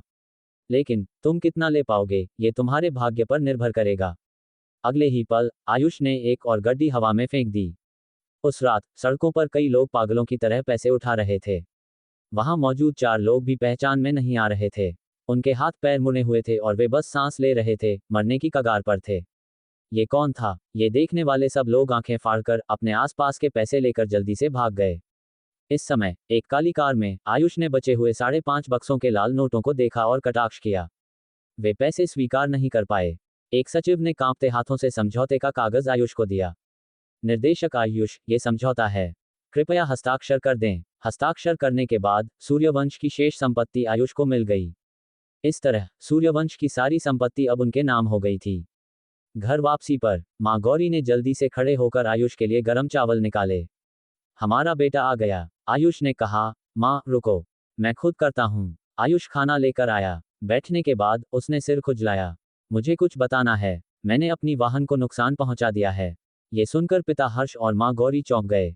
वे जल्दी से सोफे से उठे और आयुष की ओर बढ़े। मां गौरी ने कहा, क्या दुर्घटना हो गई? तुम ठीक तो हो? पिता हर्ष ने कहा, तुम इतने लापरवाह कैसे हो सकते हो? आयुष ने कहा, जरूरत नहीं है, जरूरत नहीं है। आयुष ने पूछा, वह गाड़ी? पिता हर्ष ने हाथ हिलाया। तुम्हें गाड़ी की चिंता करने की जरूरत नहीं है। मैं कल चाचा वान की मरम्मत की दुकान पर जाकर इसे ठीक करवा लूंगा। ज्यादा खर्चा नहीं आएगा। आयुष ने एक बन खाते हुए कहा, ये गाड़ी, हाँ, जितना आप सोच रहे हैं उससे थोड़ी ज्यादा क्षतिग्रस्त हो गई है। पिता हर्ष ने कहा, कोई बात नहीं। ज्यादा से ज्यादा दरवाजे में एक डेंट आया होगा, है ना? आयुष ने कहा, उससे थोड़ा ज्यादा हुआ है। मां गौरी ने पूछा, हाँ। आयुष ने कहा, ठीक उसी तरह जैसे गाड़ी का खोल लगभग रद्दी हो जाए। आयुष ने उदास होकर मुस्कुराया। आयुष ने कहा, किसी भी हाल में हम इसे और नहीं चला सकते। मैं कल वॉक्सवैगन के शोरूम जाकर एक और नई गाड़ी खरीद लूंगा। पिता हर्ष ने मां गौरी से पूछा, तुम्हें क्या लगता है कि उसने गाड़ी कैसे चलाई होगी कि गाड़ी का खोल रद्दी हो गया? फिर भी आयुष को खरोंच तक नहीं आई। अगले दिन आयुष जल्दी उठे। कुछ ही देर बाद एक नई गाड़ी बाहर निकाली गई। दूर जाती टेललाइट्स को देखकर सेल्स पर्सन खुशी से उछल पड़ी। उसने कभी नहीं सोचा था कि दिन की शुरुआत में ही उसे इतना बड़ा ऑर्डर मिल जाएगा। कार्निवल हॉल पहुंचकर आयुष ने गाड़ी सड़क किनारे खड़ी की। थोड़ी देर बाद परिसर से विशाखा बाहर निकली। आयुष ने नई गाड़ी को थपथपाते हुए कहा, सुंदरी, क्या मेरे साथ घूमने चलोगी? अगले ही पल विशाखा मुस्कुराए और आयुष का हाथ पकड़ लिया। ठीक है भाई, कहाँ जा रहे हैं? राहगीर निशब्द रह गए। गाड़ी में बैठने के बाद विशाखा ने अपने हैंडबैग से एक फलों की प्लेट निकाली। विशाखा ने कहा, मैं कल आर्यन से मिलने गई थी और उसे कार्ड देना चाहती थी, पर उसने मुझे सब कुछ बता दिया। विशाखा ने पूछा, वह अधिकारी तुम्हारा इतना सम्मान क्यों कर रहा था? और तुम्हें नन्हा दिव्य चिकित्सक की उपाधि क्यों मिली? आयुष ने कुछ ब्लूबेरी मुंह में डाली। मैं बस दवा में अच्छा हूं, इसलिए बाकी लोग मेरी प्रशंसा करते हैं।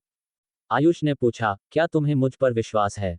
विशाखा ने पलट कर पूछा, क्या तुम्हें लगता है कि मुझे तुम पर विश्वास नहीं है? आर्यन ने मुझे बताया कि अधिकारी तुम्हारे सामने एक चापलूस की तरह आया। मैं चौंक गई। मुझे उम्मीद नहीं थी कि हमारे बीच एक असली शेर छिपा हुआ है। आयुष ने आंखें घुमाईं। विशाखा जी, ऐसा मत कहो। मुझे यह अच्छी बात नहीं लग रही है। विशाखा ने खरबूजे का एक टुकड़ा उठाया और कांटे से आयुष के मुंह में ठूंस दिया। मैं तुम्हें भरकर मार दूंगी। मैं अच्छी इंसान क्यों नहीं हूं? विशाखा ने पूछा, वैसे क्या तुम अब बहुत अमीर हो? आयुष मुस्कुराए, हाँ, अब मैं सुपर अमीर हूं। नहीं तो ये गाड़ी कैसे खरीद पाता? विशाखा ने गाड़ी को देखा और नई गाड़ी की खुशबू सूंघी। अगले ही पल उसने बड़बड़ाया, क्या तुम्हें लगता है कि मैं गाड़ियों के बारे में नहीं जानती? ये तो वाहन है। क्या हर्ष अंकल यही नहीं चलाते थे? उनके पास घर पर एक है। तुमने दूसरी क्यों खरीदी? आयुष ने कहा, हाँ विशाखा जी, मैं प्रभावित हूँ। तुम सच में गाड़ियों के बारे में जानती हो। मैं हार मानता हूँ। आयुष ने कोई सफाई नहीं दी। हेमा कहाँ है? विशाखा ने कहा, क्यों? क्या मेरे जैसी खूबसूरत औरत आज तुम्हें कंपनी नहीं दे सकती? क्या तुम्हें दूसरी सुंदरी चाहिए? तुम्हारी भूख कम नहीं है? आयुष मुस्कुराए, मैं इतना भाग्यशाली नहीं हूँ। विशाखा ने कहा, तुमने सच में सोचा होगा। हेमा वापस कॉलेज चली गई है। वह तुम्हें देखने और आर्यन के मामले को निपटाने के लिए आई थी। अब जब मामला सुलझ गया है और तुम उससे मिल चुके हो, तो हेमा वापस चली गई। विशाखा ने आयुष को देखा। ठीक है, अब हम कहाँ जा रहे हैं? चलो, मैं तुम्हें दोपहर का खाना खिलाती हूँ। आयुष ने कहा, अभी क्या समय हुआ है? पहले मेरे साथ चलो, आज मैं तुम्हें बताऊंगा कि असल में खुश और दिलेर होने का क्या एहसास होता है। संयोग से, आयुष को अपने माता पिता से एक वाणिज्यिक संपत्ति के बारे में पता था। ये नीलकंठ धाम परिसर था। ये परिसर नया ही बना था। ये जगह बुरी नहीं थी, आयुष इसे खरीदने को तैयार थे। भविष्य में, जब इसका विकास होगा, तो ये दुकानें एक पैदल मार्ग के सामने होंगी और व्यवसाय फलेगा फूलेगा। आयुष विशाखा को नीलकंठ धाम परिसर ले गए। विशाखा ने पूछा, आयुष, हम यहाँ क्यों आए हैं? क्या तुम घर खरीदना चाहते हो? आयुष ने कहा, हाँ। नहीं तो क्या मैं यहाँ कॉफी पीने आता? विशाखा को अंदर लाने के बाद वे दोनों एक सुनहरे जोड़े की तरह खड़े थे। आयुष एक देवता की तरह लग रहे थे जो नश्वर दुनिया में उतर आया हो। इससे हॉल में सेल्स पर्सन और अन्य खरीदारों का ध्यान तुरंत उनकी ओर गया। अपना परिचय देने के बाद आयुष ने दुकान के बारे में पूछा। उम्मीद के मुताबिक इसके भौगोलिक स्थान के कारण ज्यादा दुकानें नहीं बिकी थीं। एक सेल्सवुमन जल्दी से पास आई। नमस्ते सर और मिस, क्या आप घर देखने आए हैं? तभी एक आवाज आई, अरे विशाखा, आयुष, तुम दोनों भी यहाँ हो। यह उनकी हाई स्कूल की सहपाठी कीला थी। कीला ने पूछा, तुम यहाँ क्यों हो? क्या तुम शादी के लिए कमरा देखने आए हो? आयुष ने पूछा, नहीं, मैं तो यूं ही देखने आया हूँ। तुम क्यों हो? कीला ने कहा, मैं अपने माता पिता के साथ घर देखने आई हूँ। आयुष ने कहा, मैं जानता हूँ। मुझे इस सड़क की 8 दुकानें चाहिए। मुझे बताओ, उनकी कीमत कितनी है? आयुष ने साइड मॉडल पर इमारतों को देखा और एक सड़क की ओर इशारा किया। संपत्ति सलाहकार हैरान रह गया। क्या आपको सभी 8 दुकानें चाहिए? क्या आपको सभी 8 दुकानें चाहिए? 2 हैरान आवाजें आईं, खासकर विशाखा की, जो आयुष के बगल में थी। वह अविश्वास से चिल्लाई। आयुष ने उसकी ओर देखा। क्या तुम ये दिखा रही हो कि इंसान मूल रूप से टूटे हुए रिकॉर्ड हैं? तुम दूसरों से क्यों सीख रही हो? विशाखा शर्मा गई। मैं बस हैरान थी। वह अभी तक सदमे से उभरी नहीं थी और भ्रमित महसूस कर रही थी। तभी उसने संपत्ति सलाहकार की ओर देखा। हाँ, मेरे लिए कीमत की गणना करें। आयुष ने अपनी घड़ी निकाली और समय देखा। संपत्ति सलाहकार फिर से पूछने ही वाली थी कि उसकी नजर आयुष की कलाई पर बंधी घड़ी पर पड़ी और वह तुरंत चुप हो गई। ये घड़ी, ये वेचेरोन कॉन्स्टेंटिन ट्रैवर्सिंग 4 सीरीज थी। सिर्फ इसी मॉडल की कीमत लाखों रुपये थी। इसकी कीमत लगभग 1 करोड़ रुपये थी। ये सदियों से नियम रहा है कि गरीब कारों से खेलते हैं और अमीर घड़ियों से। इस बार उसने आयुष के युवा चेहरे को देखा और मन ही मन सोचा, क्या ये किसी परिवार का युवा स्वामी है जो बाहर आया है? श्रीमान आयुष, एक क्षण प्रतीक्षा करें। मैं आपके लिए इसकी गणना करती हूँ। संपत्ति सलाहकार भी थोड़ी घबरा गई थी। उसे डर था कि अगर वह लापरवाही बरतेगी तो कहीं वह इस प्रतिष्ठित अतिथि को जाने न दे। उसने जल्दी से एक कागज निकाला, अपने फोन पर कैलकुलेटर खोला और काम करना शुरू कर दिया। एक दुकान की प्रति वर्ग मीटर लागत निवास से अधिक होती है और इसे ऋण पर नहीं लिया जा सकता। हालांकि आयुष का ऋण लेने का कोई इरादा नहीं था। जल्द ही संपत्ति सलाहकार ने कागज का एक टुकड़ा सौंप दिया। श्रीमान आयुष, कृपया देखें। यह इन दुकानों का क्षेत्रफल और इकाई मूल्य है। यदि आप इन सभी को खरीदते हैं तो इसकी लागत 54 करोड़ रुपए होगी। क्या यह उचित है? संपत्ति सलाहकार ने आयुष से पूछा। यह कुल लागत 54 करोड़ रुपए। इतना महंगा? फांग मंजुला के गुलाबी होंठ थोड़े से खुले, उसने आयुष की ओर देखा। फिर उसने उसे एक तरफ खींच लिया। आयुष, तुम इतनी बारीकी से पूछ रहे हो। कहीं तुम सच में ये दुकानें खरीदना तो नहीं चाहते? मैं सच में उन्हें चाहता हूँ। आयुष हंसा। अगर वह उन्हें नहीं चाहता, तो क्या वह अपना समय बर्बाद करता? तुम, फांग मंजुला ने हाथ खोल दिए। भाई, ये 54 करोड़ रुपए है। 54 करोड़ रुपए। ये 54,000 रुपए या 54 लाख रुपए नहीं है। क्या इस पैसे का उपयोग भोजन या अन्य चीजें खरीदने के लिए करना बेहतर नहीं था? इसके अलावा, ये 54 करोड़ रुपए था। क्या आयुष के पास इतना पैसा था? बहन, चिंता मत करो। आयुष ने फांग मंजुला का लाभ उठाया। मुझे पता है कि यह 54 करोड़ रुपए है। इसे मत दोहराओ। 54 करोड़ रुपए की कीमत तो उसके द्वारा जड़े हुए रत्न के लिए बोली लगाई गई कीमत के बराबर भी नहीं थी। आयुष के लिए ये वास्तव में हंगामा करने लायक कुछ नहीं था। फिर वह मुड़ा और संपत्ति सलाहकार से फॉर्म लिया। सबसे बड़ी दुकान का क्षेत्रफल 400 वर्ग मीटर से अधिक था। ये 2 मंजिला इमारत थी। 1 वर्ग मीटर की कीमत 3 लाख रुपए थी। इस प्रकार पूरी दुकान की कीमत 1 करोड़ रुपए से अधिक थी। 200 वर्ग मीटर क्षेत्रफल वाली 2 दुकानें थीं। उनमें से प्रत्येक में केवल 1 मंजिल थी। बाकी पांचों का क्षेत्रफल लगभग समान था। वे सभी लगभग 150 वर्ग मीटर बड़ी थीं। 8 दुकानों की कुल कीमत 54 करोड़ रुपए थी। ठीक है, बस अनुबंध तैयार करो। आयुष ने हाथ हिलाया। ठीक है। संपत्ति सलाहकार सुखद रूप से आश्चर्यचकित थी। श्रीमान आयुष, एक क्षण प्रतीक्षा करें। बहन लीला, उन्हें एक और कप चाय लाओ। दूसरे पक्ष के जाने वाले आकृति को देखते हुए आयुष मुस्कुराया और सिर हिलाया। यहाँ के बिक्री सलाहकारों की गुणवत्ता अच्छी नहीं है। मैं उन्हें लंबे समय से देख रहा हूँ, लेकिन उनमें से कोई भी सुंदर नहीं है। कोई आश्चर्य नहीं कि यहाँ इतने कम लोग हैं। यहाँ की लड़कियाँ बुरी नहीं थीं, लेकिन आयुष के मानक ऊंचे थे। जियाओ जीन, वांग मिंगहान और जो जिंगी के अलावा, यहाँ तक कि उसकी बचपन की सहेलियाँ फांग मंजुला और झांग हुआयाओ सभी सुंदरियाँ थीं। यहाँ के लोग उनसे बिल्कुल मुकाबला नहीं कर सकते थे। जल्द ही पूरा बिक्री विभाग हलचल में आ गया। उन्होंने एक ही बार में 8 दुकानें बेची थीं। ये वास्तव में बहुत दिखावटी था। प्रबंधक व्यक्तिगत रूप से उसकी सेवा करने आए थे। वह व्यक्ति आयुष के साथ एक बड़े बुजुर्ग जैसा व्यवहार करता था।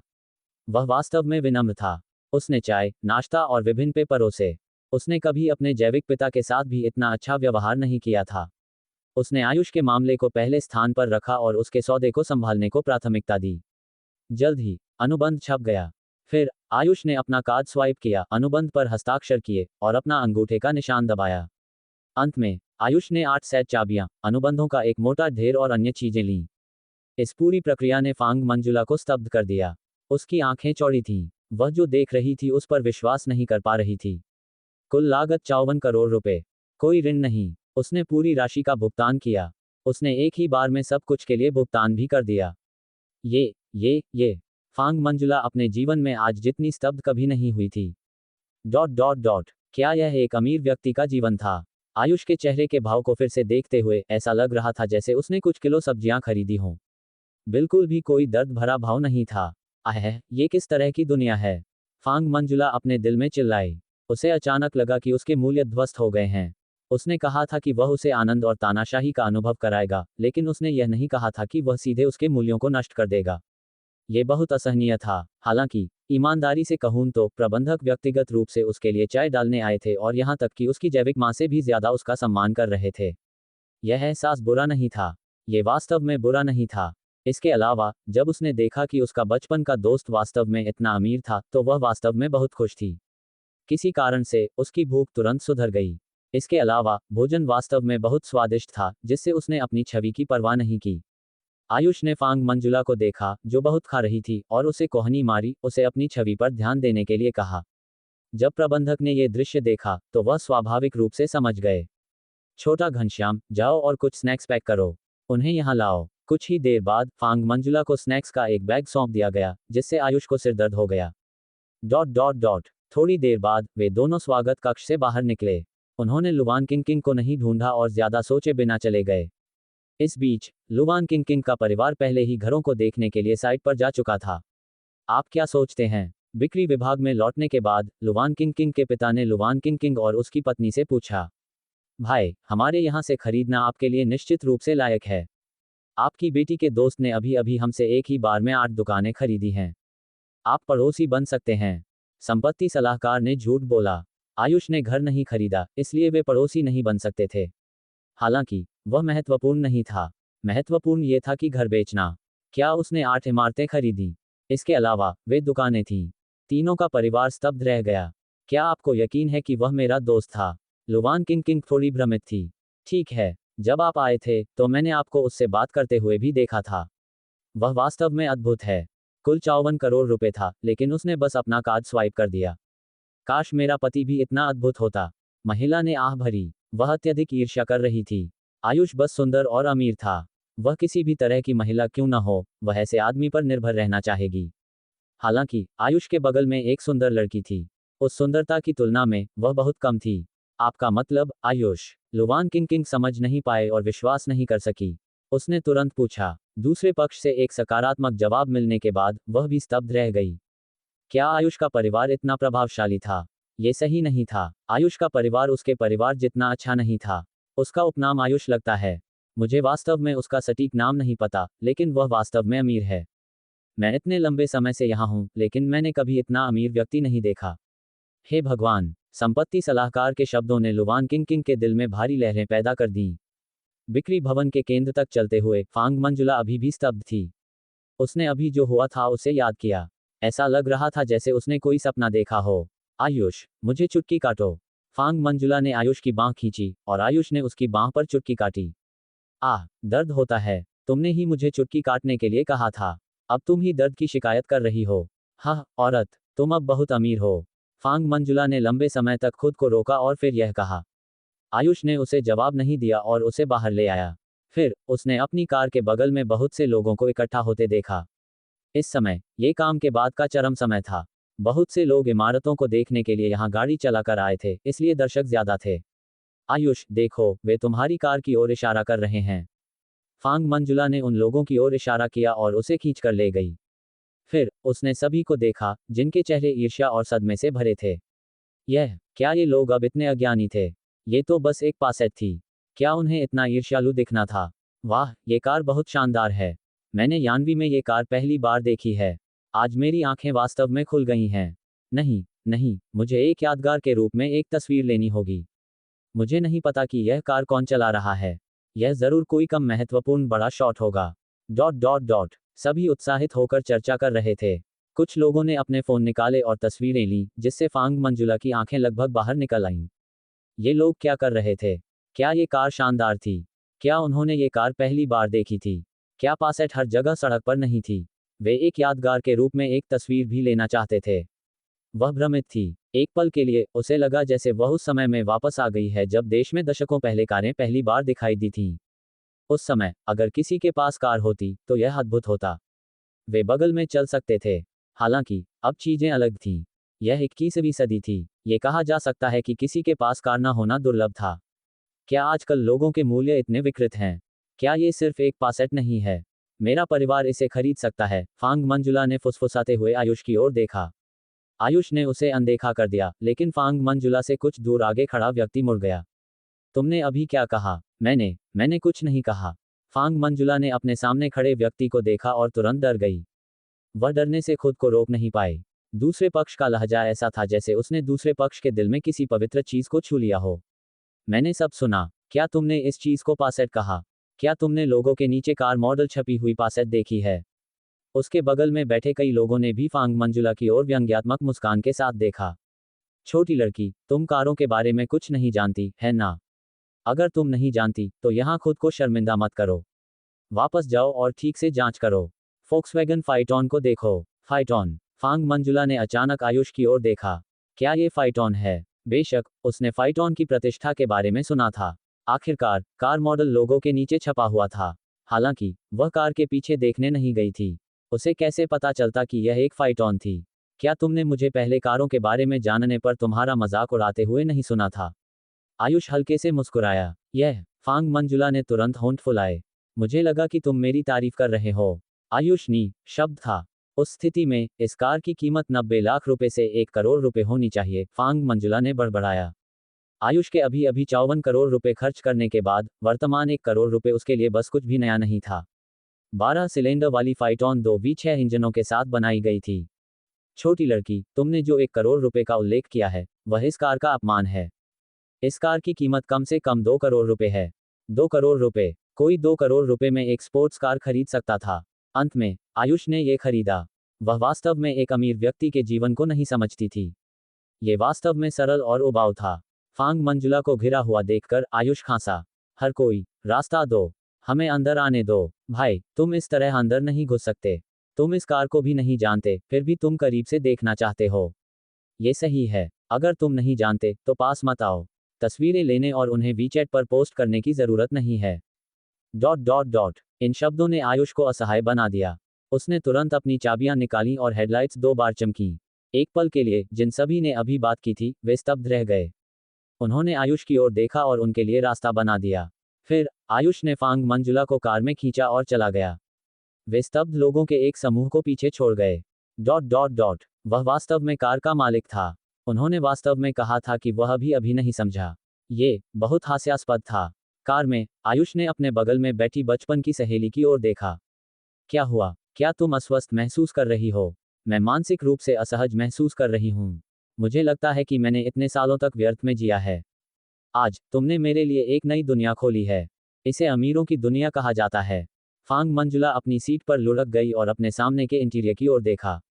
उसे लगा कि उसका हर इंच निम्न कुंजी विलासिता की भावना से चमकता है।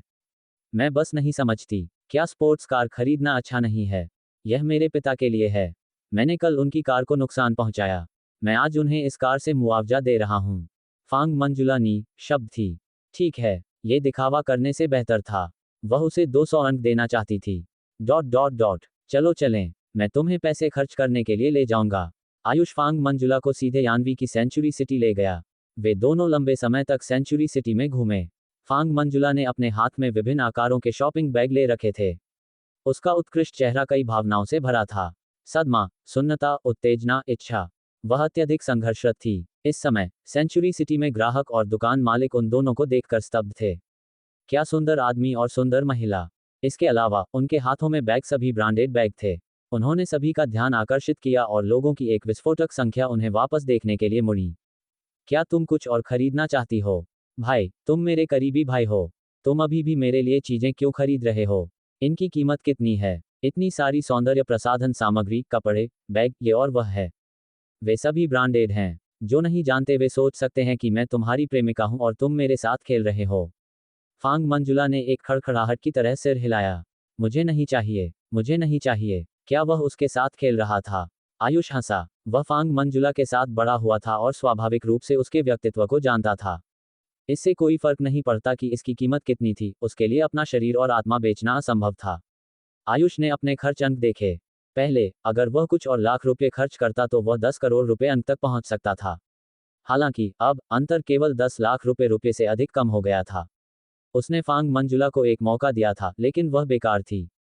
कितनी बेकार? आयुष ने फांग मंजुला की ओर देखा। तुम पैसे खर्च करना भी नहीं जानती। बड़े शॉट, पैसे खर्च करने पर तुम्हारा दिल दुखता नहीं है, लेकिन मेरा जिगर कांप रहा है। चलो चलें, मैं तुम्हारे और हुआयाओ के लिए एक और घड़ी खरीदूंगा। आयुष ने सामने पाटेक फिलिप घड़ी की दुकान की ओर इशारा किया। मैं नहीं जा रही हूँ। मैं नहीं जा रही हूँ। मैं नहीं जा रही हूँ। फांग मंजुला ने एक दिन सभी प्रकार की लग्जरी वस्तुओं को खरीदने का सपना देखा था, लेकिन जब वह दिन वास्तव में आया, तो उसे लगा जैसे वह एक बुरा सपना देख रही हो। फांग मंजुला की चीख सभी दिशाओं में फैल गई। आयुष ने फांग मंजुला को घड़ी की दुकान की ओर खींचा, लेकिन फांग मंजुला ने प्रवेश करने से इनकार कर दिया। दुकान में दो सेल्सपर्सन ने दृश्य और उनके हाथों में बैग देखे। वे जल्दी से भाग गए और फांग मंजुला को अंदर धकेलने में मदद की। फांग मंजुला नी शब्द थी। उसने सोचा, यह मेरे लिए बहुत कठिन है। मिस पाटेक फिलिप स्टोर में आपका स्वागत है। मिस, कृपया अंदर आएं और देखें। ठीक है, अगर आप इसे नहीं खरीदना चाहती हैं। हमें आपका महान स्वभाव पसंद है। हर वाक्य ने फांग मंजुला को होंठ फुलाने पर मजबूर कर दिया। क्या उसका महान स्वभाव था? वह तो बस एक गांव की लड़की थी। वह अब कुछ भी नहीं खरीदेगी। वह अब लग्जरी सामानों के बारे में सपना नहीं देखेगी। ये बहुत डरावना था। उसके अंदर प्रवेश करने के बाद वह स्तब्ध थी। अपने सामने शून्य की कतारों को देखकर उसे भ्रम महसूस होने लगा। 10 मिनट बाद वे फिर से सड़क पर पहुंचे। फांग मंजुला के हाथ में कुछ बैग थे। 2 पाटेक फिलिप घड़ियां और एक कंगन था। फांग मंजुला ने इसे सामान्य रूप से नहीं लिया। इसके बजाय उसने दोनों हाथों से बैग को गले लगा लिया। वह बहुत सावधान थी, जैसे कि अंदर एक अद्वितीय खजाना हो। क्या मजाक है? बस इस छोटे से बैग की कीमत 1 करोड़ रुपए से अधिक थी। जब उसने आयुष को अपना कार्ड स्वाइप करते देखा, तो उसका दिल कुछ बार धड़क गया। फाइटॉन में फांग मंजुला ने शॉपिंग बैग को पीछे की सीट पर बड़े करीने से रखा। आयुष उन्हें देखकर हंसे बिना नहीं रह सका। ठीक है, मिस फांग, इस दर पर, क्या तुम व्यक्तिगत रूप से उनका एस्कॉर्ट करने जा रही हो? फांग मंजुला ने आयुष की ओर आंखें घुमाईं। ये सब उसकी वजह से था। उसने दूसरी चीजों को अपने पीछे रखा और अपने हाथ में 2 बक्सों से खेला। उसने बक्सा खोला और देखा। एक कार्टियर कंगन दिखाई दिया, जिससे फांग मंजुला की आंखें अनैच्छिक रूप से शौक से चमक उठीं। उसने पहले कार्टियर ऑनलाइन स्टोर पर एक कंगन देखा था, लेकिन उसने केवल एक नजर डाली थी। उस कंगन की कीमत कितनी थी? इसकी कीमत 4,50,000 रुपए थी। इसमें एक असली हीरा था। कीमत को देखकर फांग मंजुला ने दर्द सहा और हार मान ली। वह इसके बारे में सोचना भी नहीं चाहती थी। भले ही उसके पास पैसे थे, वह इस तरह खर्च नहीं करेगी। लेकिन अब आयुष ने उसके लिए जो मॉडल खरीदा था, वह बस अतुलनीय था। इस मॉडल की कीमत 25 लाख रुपए थी। ये दुनिया भर में एक सीमित संस्करण मॉडल था। ये हीरा बस अतुलनीय रूप से चमकदार था। अगर वह इसे बाहर पहनती और किसी ऐसे व्यक्ति से मिलती जो ऐसी चीजों के बारे में नहीं जानता था, तो वे सोचते कि यह नकली था। आखिरकार इस पर बहुत सारे हीरे थे। मुख्य हीरा बहुत बड़ा था। फिर उसने दूसरा बक्सा खोला। अंदर एक घड़ी पड़ी थी। इसकी कीमत 88 लाख रुपए। आइटम अच्छी थी और यह संख्या, ये बहुत महंगा था। उसने इस चीज पर केवल दूसरी नजर डाली। फिर आयुष ने उसकी राय पूछे बिना बस दुकान सहायक को इसे लपेटने के लिए कहा। बगल में आयुष ने फांग मंजुला की ओर देखा और मन ही मन पूछा, क्यों? क्या तुम्हें ये पसंद नहीं है? मुझे ये पसंद है, फांग मंजुला ने बिना सोचे समझे धीमी आवाज में कहा। ये कहने के बाद वह स्तब्ध थी। फिर आयुष फांग मंजुला को दोपहर के भोजन के लिए ले आया। शुरुआत में फांग मंजुला ने सोचा कि सुबह घर और लग्जरी सामान खरीदना उसकी पीड़ा का अंत था। उसे क्या पता था कि यह तो सिर्फ शुरुआत थी। दोपहर में उन दोनों ने एक भोजन पर 27 लाख रुपए खर्च किए। रेड वाइन की एक बोतल की कीमत 20 लाख रुपए। दोपहर में आयुष उसे यानवी के सबसे ऊंचे क्लब में स्पा के लिए ले गया। फांग मंजुला की राय में पूरे दोपहर में उन्होंने बस गंदगी की तरह पैसे खर्च किए। हालांकि आयुष की राय में पैसे का ये छोटा सा हिस्सा बस उल्लेख करने लायक नहीं था। पैसे का उपयोग किस लिए किया जा सकता था? खुश होने के लिए पैसे खरीदने के अलावा पैसा और क्या कर सकता था? रात में आयुष फांग मंजुला को खाने के लिए एक और जगह आमंत्रित करना चाहता था, लेकिन उसने मना कर दिया। जब से वह दोपहर में आयुष से सदमे में थी और उन्होंने एक भोजन खाया था जिसकी कीमत उसके पारिवारिक कार जितनी थी, वह बाहर खाने से आहत थी।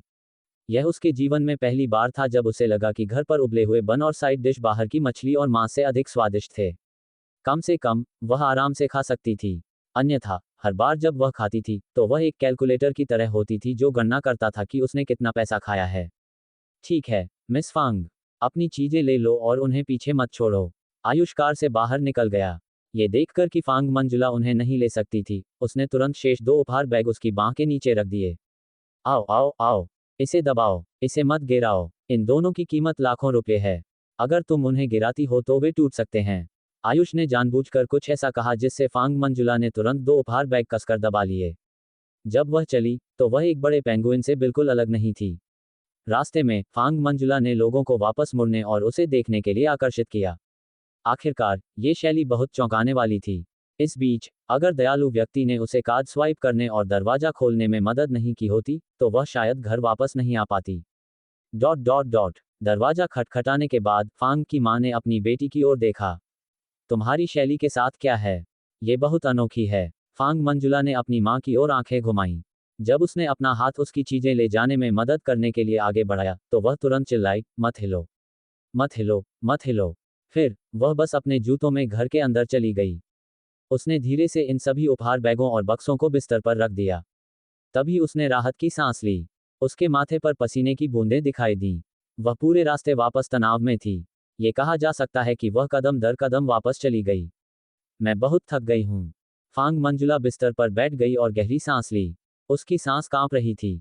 अपने जूते बदलने के बाद वह लिविंग रूम में गई। फांग की माँ और फांग के पिता दोनों वहां थे। वह जल्दी से उनके पास गई और बैठ गई। मैं बहुत थक गई हूँ। मैं अब ऊंची एड़ी के जूते नहीं पहनूंगी। फांग की माँ मुस्कुराई और कहा, तुम्हारे पास अभी तक कोई प्रेमी नहीं है। तुम्हारी शादी भी नहीं हुई है। तुम तैयार होने से चूक नहीं सकती। फिर वह झुक गई और कहा, तुमने आज अचानक पूरी कोशिश करने के बारे में क्यों सोचा? तुमने क्या खरीदा? क्या तुमने मेरे लिए भी कुछ टुकड़े खरीदे? जल्दी करो और मुझे बताओ कि तुमने कौन सी अच्छी सौंदर्य प्रसाधन सामग्री खरीदी। उन्हें मत छिपाओ। जल्दी करो और मुझे देखने के लिए उन्हें लाओ। फांग मंजुला अपनी माँ की आदी हो चुकी थी। वह अपनी बेटी से सौंदर्य प्रसाधन सामग्री कैसे छीन सकती थी? ये देखकर कि उसकी बेटी के हाथ में एक बक्सा था, फांग की माँ ने अपना हाथ बढ़ाया और फांग मंजुला ने घड़ी सौंप दी। फांग की माँ ने घड़ी का बक्सा खोला और उसकी आंखें चमक उठीं। तुम्हारी अच्छी पसंद है। ये घड़ी काफी अच्छी लगती है। ये सभी नकली हीरे हैं, है ना? वे असली लगते हैं। अरे, मुझे ऐसा क्यों लगता है कि... फांग की माँ के उलझन भरे चेहरे को देखकर फांग मंजुला ने उसे छीन लिया। यह ज्यादा लायक नहीं है। मैंने इसे एक छोटी सी दुकान में खरीदा था। इसकी कीमत केवल 880 रुपये है। अरे अरे अरे, उपहार बैग में से मत जाओ। मत देखो, मत देखो, मुझे डर है कि तुम्हारा दिल इसे सहन नहीं कर पाएगा। जब फांग मंजुला ने घड़ी छीन ली तो फांग की माँ को लगा कि कुछ गलत है। उसने उपहार बैग लिया और एक रसीद नीचे फिसल गई। देखो तुम क्या कह रही हो? तुम्हारी माँ ने क्या नहीं देखा है? तुम ये कहने का क्या मतलब है कि मेरा दिल इसे सहन नहीं कर पाएगा? फांग की माँ ने बात करते हुए रसीद पर एक नज़र डाली। विस्मयादिबोधक चिन्ह, विस्मयादिबोधक चिन्ह, विस्मयादिबोधक चिन्ह। इसकी कीमत 88 लाख रुपए। फांग की माँ लगभग चिल्लाई। फिर उसने फांग मंजुला की ओर देखा। तुमने अभी भी कहा कि इसकी कीमत 880 रुपए थी। इसकी कीमत 10,000 गुना ज्यादा है। फांग मंजुला, क्या हो रहा है? तुम अपनी माँ को भी मूर्ख बनाने की हिम्मत करती हो। क्या तुम्हारे पंख कठोर हो गए हैं और तुम बोल्ड हो गई हो? तुम कहाँ गई थी? क्या इसकी कीमत 88 लाख रुपए थी? फांग के पिता, जिनका माँ और बेटी पर ध्यान देने का कोई इरादा नहीं था, जल्दी से आए और चालान देखा। इसकी कीमत वास्तव में 88 लाख रुपए थी। यह एक पाटेक फिलिप घड़ी थी। ऐसा नहीं था कि उन्होंने इस ब्रांड की घड़ी के बारे में कभी नहीं सुना था, लेकिन उन्होंने केवल इसके बारे में सुना था और इसे पहले कभी नहीं देखा था। उन्होंने कभी नहीं सोचा होगा कि वह अपने जीवन में अपनी बेटी के हाथों में इस ब्रांड की घड़ी देखेंगे। फिर फांग की माँ बस खड़ी हो गईं और अपनी बेटी के कमरे की ओर चली गईं। उसने लग्जरी सामानों से भरे बिस्तर की ओर देखा और स्तब्ध थी। अपनी माँ को इस तरह देखकर फांग मंजुला के पास उसे सब कुछ बताने के अलावा कोई विकल्प नहीं था। उसने अपनी माँ को बताया कि आयुष ने 8 दुकानें खरीदने के लिए 54 करोड़ रुपए कैसे खर्च किए थे। उसने ये भी उल्लेख किया कि उसने एक फाइटॉन पर 2 करोड़ रुपए कैसे खर्च किए थे। विस्मयादिबोधक चिन्ह, विस्मयादिबोधक चिन्ह। उसने इस तथ्य के बारे में भी बात की कि उसने आज गंदगी की तरह पैसे खर्च किए थे। उसने कुछ भी पीछे छोड़ने की हिम्मत नहीं की और सब कुछ कह दिया। ये कहने के बाद फांग के पिता और फांग की माँ के चेहरे पर स्तब्ध भाव और भी गंभीर हो गया। बहुत देर बाद फांग के पिता का चेहरा शांत हो गया। छोटा आयुष वास्तव में होनहार है। छोटे आयुष ने बचपन से ही खुद को कभी उजागर नहीं किया। मुझे उम्मीद नहीं थी कि वह इतना सक्षम होगा। भाई आयुष ने वास्तव में एक अच्छा बेटा पैदा किया। फांग की माँ ने भी आह भरी और अपनी बेटी की ओर देखा। फांग मंजुला नी शब्द थी। उसकी माँ का मतलब उस रिजेंटफुल नज़र से क्या था जो उसने अभी अभी डाला था। इसे स्पष्ट रूप से समझाओ। तुम्हारी ओर देखो, तुम कुछ नहीं जानती। छोटे आयुष ने तुम्हें इतना महंगा उपहार दिया। ये दिखाता है कि वह तुम्हें कितना महत्व देता है। तुमने उसे पानी के एक गिलास के लिए भी ऊपर नहीं आने दिया। अगली बार तुम्हें छोटे आयुष को वापस लाना होगा। जब चाची फांग ने बात की तो उनके चेहरे के भाव ने फांग मंजुला को असहाय महसूस कराया। क्या हो रहा था? क्या वह आयुष को अपने दामाद के रूप में मान रही थी? क्या उसने अपनी बेटी को बस इस तरह बेच दिया था? हालांकि वह ऐसा नहीं कर सकती थी। क्या वह नहीं जानती थी कि आयुष किस तरह का व्यक्ति था? ये व्यक्ति अपने पड़ोसियों को नुकसान न पहुंचाने का एक उत्कृष्ट उदाहरण था। अन्यथा वह और याओ याओ लंबे समय से परेशानी में होते। इसके अलावा वे एक दूसरे से बहुत परिचित थे। वह उस पर हमला नहीं कर सकती थी। वे बचपन से लड़ रहे थे। सीधे शब्दों में कहें, आयुष की भविष्य की पत्नी शायद आयुष से उतनी परिचित नहीं होगी जितनी वह थी। वह उसके व्यक्तित्व के बारे में बात कर रही थी। उस क्षण उसने अपना हाथ हिलाया। हम देखेंगे, हम देखेंगे। फिर वह अपने कपड़े ठीक करने के लिए वापस चली गई। अरे बच्चे, फांग की माँ ने फांग के पिता की ओर देखा। क्या तुम्हें लगता है कि उसे गलत विचार मिला? चलो उसके बारे में बात नहीं करते। मैं भी बहुत ज्यादा सोच रहा हूँ। मेरा मतलब वास्तव में वह नहीं था, हम शायद थोड़ा सा डॉट डॉट डॉट। आयुष, जो अभी अभी घर लौटा था, उसने चाबियां अपने पिता के हाथ में रखीं। मैंने आज एक नई कार खरीदी। आयुष के पिता ने अपने हाथ में चाबी की ओर देखा। अगर कार खराब हो गई है तो ऐसा ही हो। नई कार क्यों खरीदी? आयुष अपने कमरे में लौट आया और फांग मंजुला द्वारा भेजे गए शिकायत पत्र को देखा। वह हंसा। उसका बचपन का दोस्त अब इसे सहन नहीं कर सकता था। ऐसा लगा कि उसे इस लड़की को पूंजीवाद के भ्रष्टाचार का अनुभव करने देना होगा। मेजबान, कृपया चेक इन मिशन पूरा करें। ओह, आयुष ने अपने सामने देखा और चेक इन बटन दबाया। मेजबान को आयाम अंतरिक्ष के एक संवर्धन प्राप्त करने के लिए बधाई। आपको अंतरिक्ष X4 प्राप्त हुआ है। आपको एक अतिरिक्त कौशल, व्यक्तिपरक लोडिंग भी प्राप्त हुआ है। व्यक्तिपरक लोडिंग, जब तक कोई वस्तु मेजबान से संबंधित है, तब तक इसे आयाम अंतरिक्ष में संग्रहीत किया जा सकता है, इस वस्तु के स्थान की परवाह किए बिना। प्रकाश स्क्रीन पर शब्दों को देखते हुए, क्या ये चीज टेलीकिनेसिस के बराबर नहीं थी? क्या ये सीधे उसकी चीजें ला सकता था? आयुष आयाम अंतरिक्ष में गहरा पहुंचा और अपने विला के दराज से डेजर्ट ईगल को लिया। उसने ड्रैगन स्प्रिंग तांग तलवार, शाही मुहर और 1000 साल पुरानी दवा ली। उसने वस्तुओं को एक एक करके बिस्तर पर रखा। फिर उसने उन्हें वापस आयाम अंतरिक्ष में रखा। ये कौशल थोड़ा मूल्य का प्रतीत होता था। किसी भी मामले में आयुष किसी भी विशेष रूप से अच्छे उपयोग के बारे में नहीं सोच सकता था। मेजबान को एक सर्वोच्च श्रेणी का कार्ड प्राप्त करने के लिए बधाई। मेजबान के पास वर्तमान में 3 सर्वोच्च श्रेणी के कार्ड हैं। क्या आप कार्ड को एक सर्वोच्च श्रेणी के इनाम के लिए एक्सचेंज करना चाहते हैं? इस क्षण आयुष बिस्तर से कूद गया। उसने उम्मीद नहीं की थी कि इस चेक इन मिशन से एक सर्वोच्च श्रेणी का कार्ड गिरेगा। इस बार उसके पास 3 सर्वोच्च श्रेणी के कार्ड थे। इस क्षण उसने लंबे समय तक इंतजार किया था। वह एक्सचेंज करने के लिए जल्दी क्यों नहीं करेगा? एक्सचेंज। मेजबान को भविष्य से एक अंगरक्षक रोबोट विगोर प्राप्त करने के लिए बधाई। ये पहले से ही नीचे तुम्हारा इंतजार कर रहा है। आयुष नी शब्द था। यह क्या था? उस क्षण वह जल्दी से खिड़की पर भागा, खिड़की खोली और नीचे देखा। उसने नीचे एक हट्टा कट्टा आदमी को खड़ा देखा। इस समय हट्टा कट्टा आदमी ऊपर देख रहा था। उसकी त्वचा टैन थी और उसके बाल छोटे थे। उसका चौकोर चेहरा लोगों को आराम महसूस कराता था। धूप का चश्मा और सूट राहगीरों का ध्यान आकर्षित करता था। देखने में क्या ये फिल्मों में किसी बड़े शॉट का अंगरक्षक या गुंडा नहीं था? इस क्षण विगोर और आयुष ने एक दूसरे को देखा। विगोर ने अपना हाथ उठाया और आयुष को सलामी दी। क्या ये चीज हमलों के लिए प्रतिरोधी है? क्या ये लड़ सकता है? Dot dot dot. विगोर भविष्य से एक अंगरक्षक रोबोट है। मेजबान की वर्तमान शारीरिक फिटनेस 80 है। विगोर की शारीरिक फिटनेस मेजबान की शारीरिक फिटनेस का 100 गुना है। 100 गुना। क्या इसका मतलब यह था कि विगोर की शारीरिक फिटनेस 8000 थी? ये किस तरह का भयानक मूल्य था? इसके अलावा विगोर का शरीर सबसे मजबूत काले आबनूस धातु से बना है। वह भविष्य के सिलिकॉन की एक परत में लपेटा गया है जो मानव शरीर के समान महसूस होता है। इसके अलावा उसका कोर एक कृत्रिम बुद्धिमत्ता चिप के साथ स्थापित है। वह केवल अपने मालिक के प्रति वफादार रहेगा और उसके पास कोई विद्रोही विचार नहीं होगा।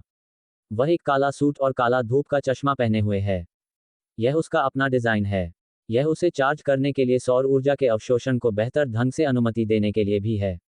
अल्पविराम। स्क्रीनें लगातार पॉपअप होती रहीं, आयुष के दिल में संदेह को थोड़ा थोड़ा करके हल करती रहीं। पिताजी, माँ, मैं थोड़ी देर के लिए बाहर जा रहा हूँ।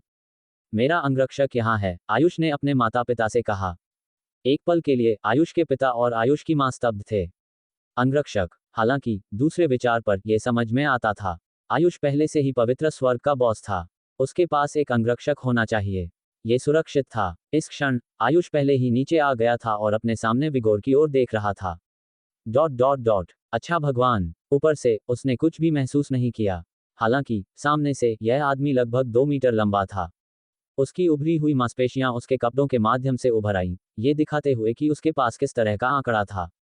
ये डिजाइन बहुत अच्छा था। क्या अंगरक्षक रोबोट? यह एक टर्मिनेटर जैसा था। नमस्ते मालिक, ये मेरे निर्देश हैं। संबंधित ऐप भी आपके फोन पर स्थापित किया गया है। विगोर के शब्दों को सुनकर आयुष ने अपना फोन चालू किया। जैसा कि अपेक्षित था, एक अंगरक्षक रोबोट ऐप पहले से ही उस पर स्थापित किया गया था। इसे खोलने के बाद उसने देखा कि वह प्रतिदिन भोजन की संख्या, चैटी मोड, मूक मोड और इतने पर सेट कर सकता है। आयुष ने इसे देखने के बाद उसने इसे सेट कर दिया। चलो चलें, मेरे साथ ऊपर आओ। हालांकि मैंने तुम्हारे लिए एक मूक मोड सेट किया है, फिर भी तुम्हें सबसे बुनियादी बातचीत की गारंटी देनी होगी। आयुष ने बात करते हुए विगोर को लिफ्ट में ले गया। अंदर प्रवेश करने के बाद आयुष के पिता और आयुष की मां भी स्तब्ध थे। क्या ये तुम्हारा अंगरक्षक है? यह आंकड़ा, यह आकार और यह आभा। ऐसे अंगरक्षक को किराए पर लेने में कितना खर्च आएगा? नमस्ते। विगोर की शक्तिशाली आवाज सुनाई दी। नमस्ते, नमस्ते। रात में उसने विगोर के सोने के लिए एक कमरा व्यवस्थित किया। चेक इन मिशन सक्रिय हो गया। एक दिन बाद बोहाई बीच पर। इनाम अज्ञात। ओह, क्या कोई नया चेक इन मिशन था? बोहाई बीच। आयुष मुस्कुराया। क्या यह उसके घर से ज्यादा दूर उत्तर में समुद्र तट नहीं था? जब वह छोटा था तो वह अक्सर अपने बचपन के दोस्तों के साथ स्नान करने और बारबेक्यू करने के लिए वहां जाता था। संयोग से वे फिर से इकट्ठा हो सकते थे। आखिरकार सी स्काई पवेलियन वहां था।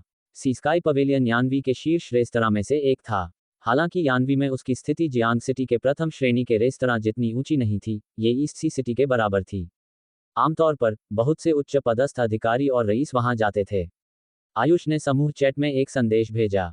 लिन यूहान, फांग मंजुला और अन्य लोगों ने संदेश देखने के बाद वे स्वाभाविक रूप से सहमत हो गए। डोंग होंगे। आह, हुआयाओ भी वापस चली गई है। अब जब हम तीनों एक लड़की को साथ ला रहे हैं तो ये थोड़ा अजीब लगता है। लिन यूहान, तुम क्या चाहते हो? तुम मंजुला को 2 और लड़कियों को क्यों नहीं बुलाते? फांग मंजुला, ठीक है, मेरे पास 2 सबसे अच्छी दोस्त और रूममेट खेलने आ रहे हैं। हमारा इंतजार करो। डोंग होंगहे, उनका रूप कैसा है? मैं बहुत नखरे वाला हूँ। फांग मंजुला, ही, कोई बदसूरत महिलाएं नहीं हैं। केवल आलसी महिलाएं हैं। डोंग होंगहे, कुंजी यह है कि हमें पहले स्नान करने के लिए समुद्र में जाना होगा। जहां तक मेकअप का सवाल है, फांग मंजुला, उस स्थिति में मेकअप काम नहीं करेगा। हालांकि फांग मंजुला चिंतित नहीं थी। क्या मजाक है, वह यानवी कला अकादमी से थी। हालांकि यह जियांग सिटी कला अकादमी और अन्य 3 कला अकादमियों जितना प्रसिद्ध नहीं था, फिर भी इसकी पूरे यानवी और यहां तक कि पूरे शानहाई प्रांत में कुछ प्रतिष्ठा थी। जो लोग प्रवेश करते थे वे शायद बहुत सुंदर नहीं थे, लेकिन वे निश्चित रूप से बदसूरत नहीं थे। इसके अलावा उसकी रूममेट आकर्षक कैसे नहीं हो सकती थी। आयुष ने समूह में संदेशों को देखा और बिना कुछ कहे मुस्कुराया। अगले दिन आयुष ने जो जिंगी से यहाँ की स्थिति की जांच करने के लिए एक सचिव भेजने के लिए कहा। आखिरकार जो जिंगी अब प्रथम श्रेणी के रेस्तरां के प्रभारी थे। इस अवधि के दौरान आयुष जियांग सिटी के शिखर पर खड़ा था। प्रथम श्रेणी के रेस्तरां की 6 शाखाएं भी थीं। मुख्य दुकान सहित कुल 7 दुकानें थीं। ये कहा जा सकता है कि जियांग सिटी में 7 जिले थे और हर जिले में एक प्रथम श्रेणी के रेस्तरां की शाखा थी। इसके अलावा उसका व्यवसाय बिल्कुल भी प्रभावित नहीं हुआ था। यह असामान्य रूप से लोकप्रिय था। ये जियांग सिटी का एक साइन बोर्ड बन गया था। बहुत से लोग जो यात्रा करने या यात्रा करने के लिए जियांग सिटी आते थे वे इसकी प्रतिष्ठा के कारण आते थे। इसके अलावा जूबिन भी शिष्यों का पोषण करने में अच्छा था। ये शिष्य भी शाखाओं में अपने कौशल का प्रदर्शन करते थे और जूबिन के साथ प्रथम श्रेणी के निवास के व्यवसाय का समर्थन करते थे। जो जिंगी सिर्फ प्रथम श्रेणी के रेस्तरां को आगे विकसित करने की योजना बना रहा था जब उसने आयुष के निर्देश सुने। उसने तुरंत यानवी में किसी को भेजा। एक दिन बाद आयुष एक साधारण कोट, स्विमिंग ट्रंक और चप्पल में बाहर निकला। जहां तक विगोर का सवाल है, वह आयुष के आयाम अंतरिक्ष में था। जब से आयुष को एहसास हुआ कि उसके माता पिता विगोर के आने के आदी नहीं थे और थोड़े आरक्षित थे, आयुष ने विगोर को एक आयाम अंतरिक्ष में फेंक दिया था। जब वह जियांग सिटी लौटेगा तो वह विगोर को बाहर निकाल देगा। पिताजी, माँ, मैं आज घर पर दोपहर का भोजन नहीं करूंगा। मैं यूहान, होंगहे और अन्य लोगों के साथ समुद्र तट पर तैरने और खाने जा रहा हूँ। आयुष की माँ ने अपना हाथ हिलाया, ये दर्शाता हुआ कि वह समझ गई थी। आयुष बाहर निकला और डोंग होंगहे को कार की खिड़की से अपना हाथ चिपकाकर आयुष की ओर लहराते हुए देखा। छोटा दिव्य डॉक्टर। आयुष कार में बैठ गया। डोंग होंगहे मुड़ गया और चिल्लाया, जिससे आयुष असहाय दिखने लगा। मेरी बीमारी पर एक नज़र डालने में मेरी मदद करें, छोटे दिव्य डॉक्टर। डोंग होंगहे ने पहले लिन यूहान को ढूंढा था और स्वाभाविक रूप से जानता था कि आयुष ने मामले को हल कर दिया था। यहाँ तक कि अस्पताल का निदेशक भी उसका सम्मान करता था। उस क्षण उसने यह आधा मजाक में और आधा गंभीरता से कहा। आखिरकार उसे हाल ही में पसीना आ रहा था। तुमने इस महीने अपनी गेंदें नहीं बदली, है ना? तुम्हें उन्हें बदलने जाना चाहिए। आयुष के शब्दों ने तुरंत फांग मंजुला की आंखें चौड़ी कर दी। सच में, क्या लड़के वास्तव में महीने में एक बार अपनी गेंदें बदलते हैं? क्या तुम्हें हमारी तरह पीरियड्स होते हैं? या तुम्हें उन्हें मैन्युअल रूप से बदलना पड़ता है? हा। कार में तीनों लड़के तुरंत हंस पड़े। मिस फांग, तुम वास्तव में कुछ हो। हर कोई कहता है कि बड़ी छाती वाले लोगों का दिमाग नहीं होता है। ये तुम्हारे लिए मामला नहीं होना चाहिए। डोंग होंगहे सबसे ज्यादा उत्साह से मुस्कुराया और स्टीयरिंग व्हील को बार बार थपथपाया। फिर आयुष ने उसके कंधे पर थपथपाया।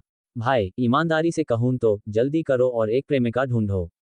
क्या तुम्हें हाल ही में असामान्य रूप से पसीना आ रहा है?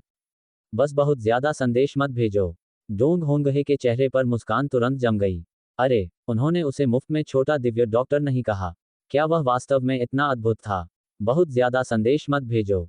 ये शब्द डोंग होंगहे के दिमाग में गूंजते रहे, जिससे फांग मंजुला ने सूंघा। पुरुष हमेशा ऐसे ही होते हैं। तुम दोनों क्या देख रहे हो? मैं तुम्हारे बारे में बात नहीं कर रहा हूँ। फांग मंजुला पीछे की सीट से झुकी और डोंग होंगहे की ओर देखा।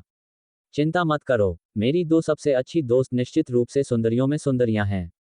जहां तक सवाल है कि क्या तुम उन्हें प्राप्त कर सकते हो, वह तुम्हारी क्षमता पर निर्भर करेगा। विस्मयादिबोधक चिन्ह। जब वे पहुंचे तो सभी कार से बाहर निकल गए। वे सभी स्थानीय थे। इसके अलावा वे जानते थे कि वे बाद में तैरने के लिए समुद्र में जाएंगे, इसलिए वे सभी चप्पल और ढीले कपड़े पहने हुए थे। जब फांग मंजुला पार्किंग स्थल पर पहुंची तो उसने चारों ओर देखा।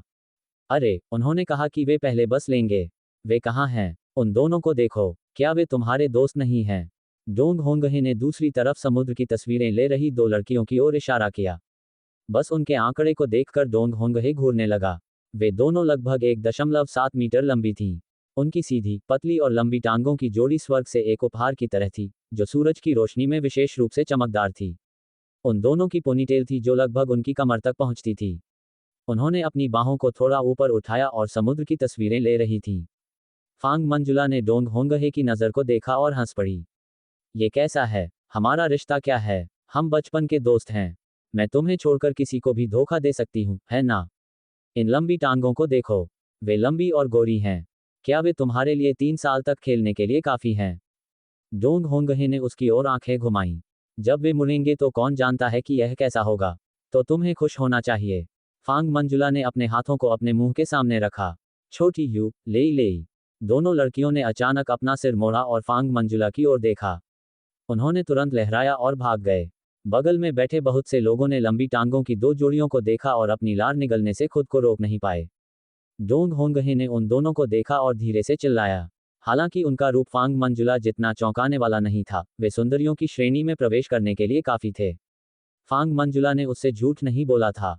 फिर उन्होंने खुद को पेश किया। दो लड़कियों को ज़ो यू और हु जियाओलेई कहा जाता था। वे फांग मंजुला की रूममेट और सबसे अच्छी दोस्त थीं। आयुष ने उन दोनों को देखा।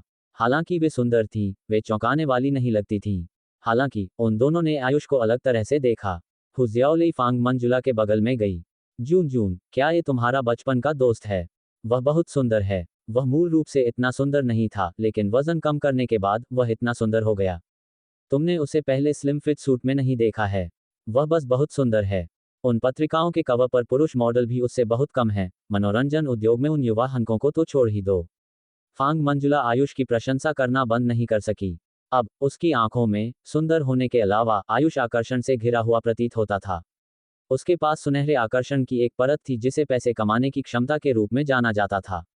ये सिर्फ ये दो लड़कियां नहीं थीं। आयुष को घेरने वाली अन्य लड़कियां भी थीं। सुंदर, क्या तुम मुझे तैरना सिखा सकते हो? मुझे तैरना नहीं आता। सुंदर, क्या तुम मुझे वीचैट पर जोड़ सकते हो?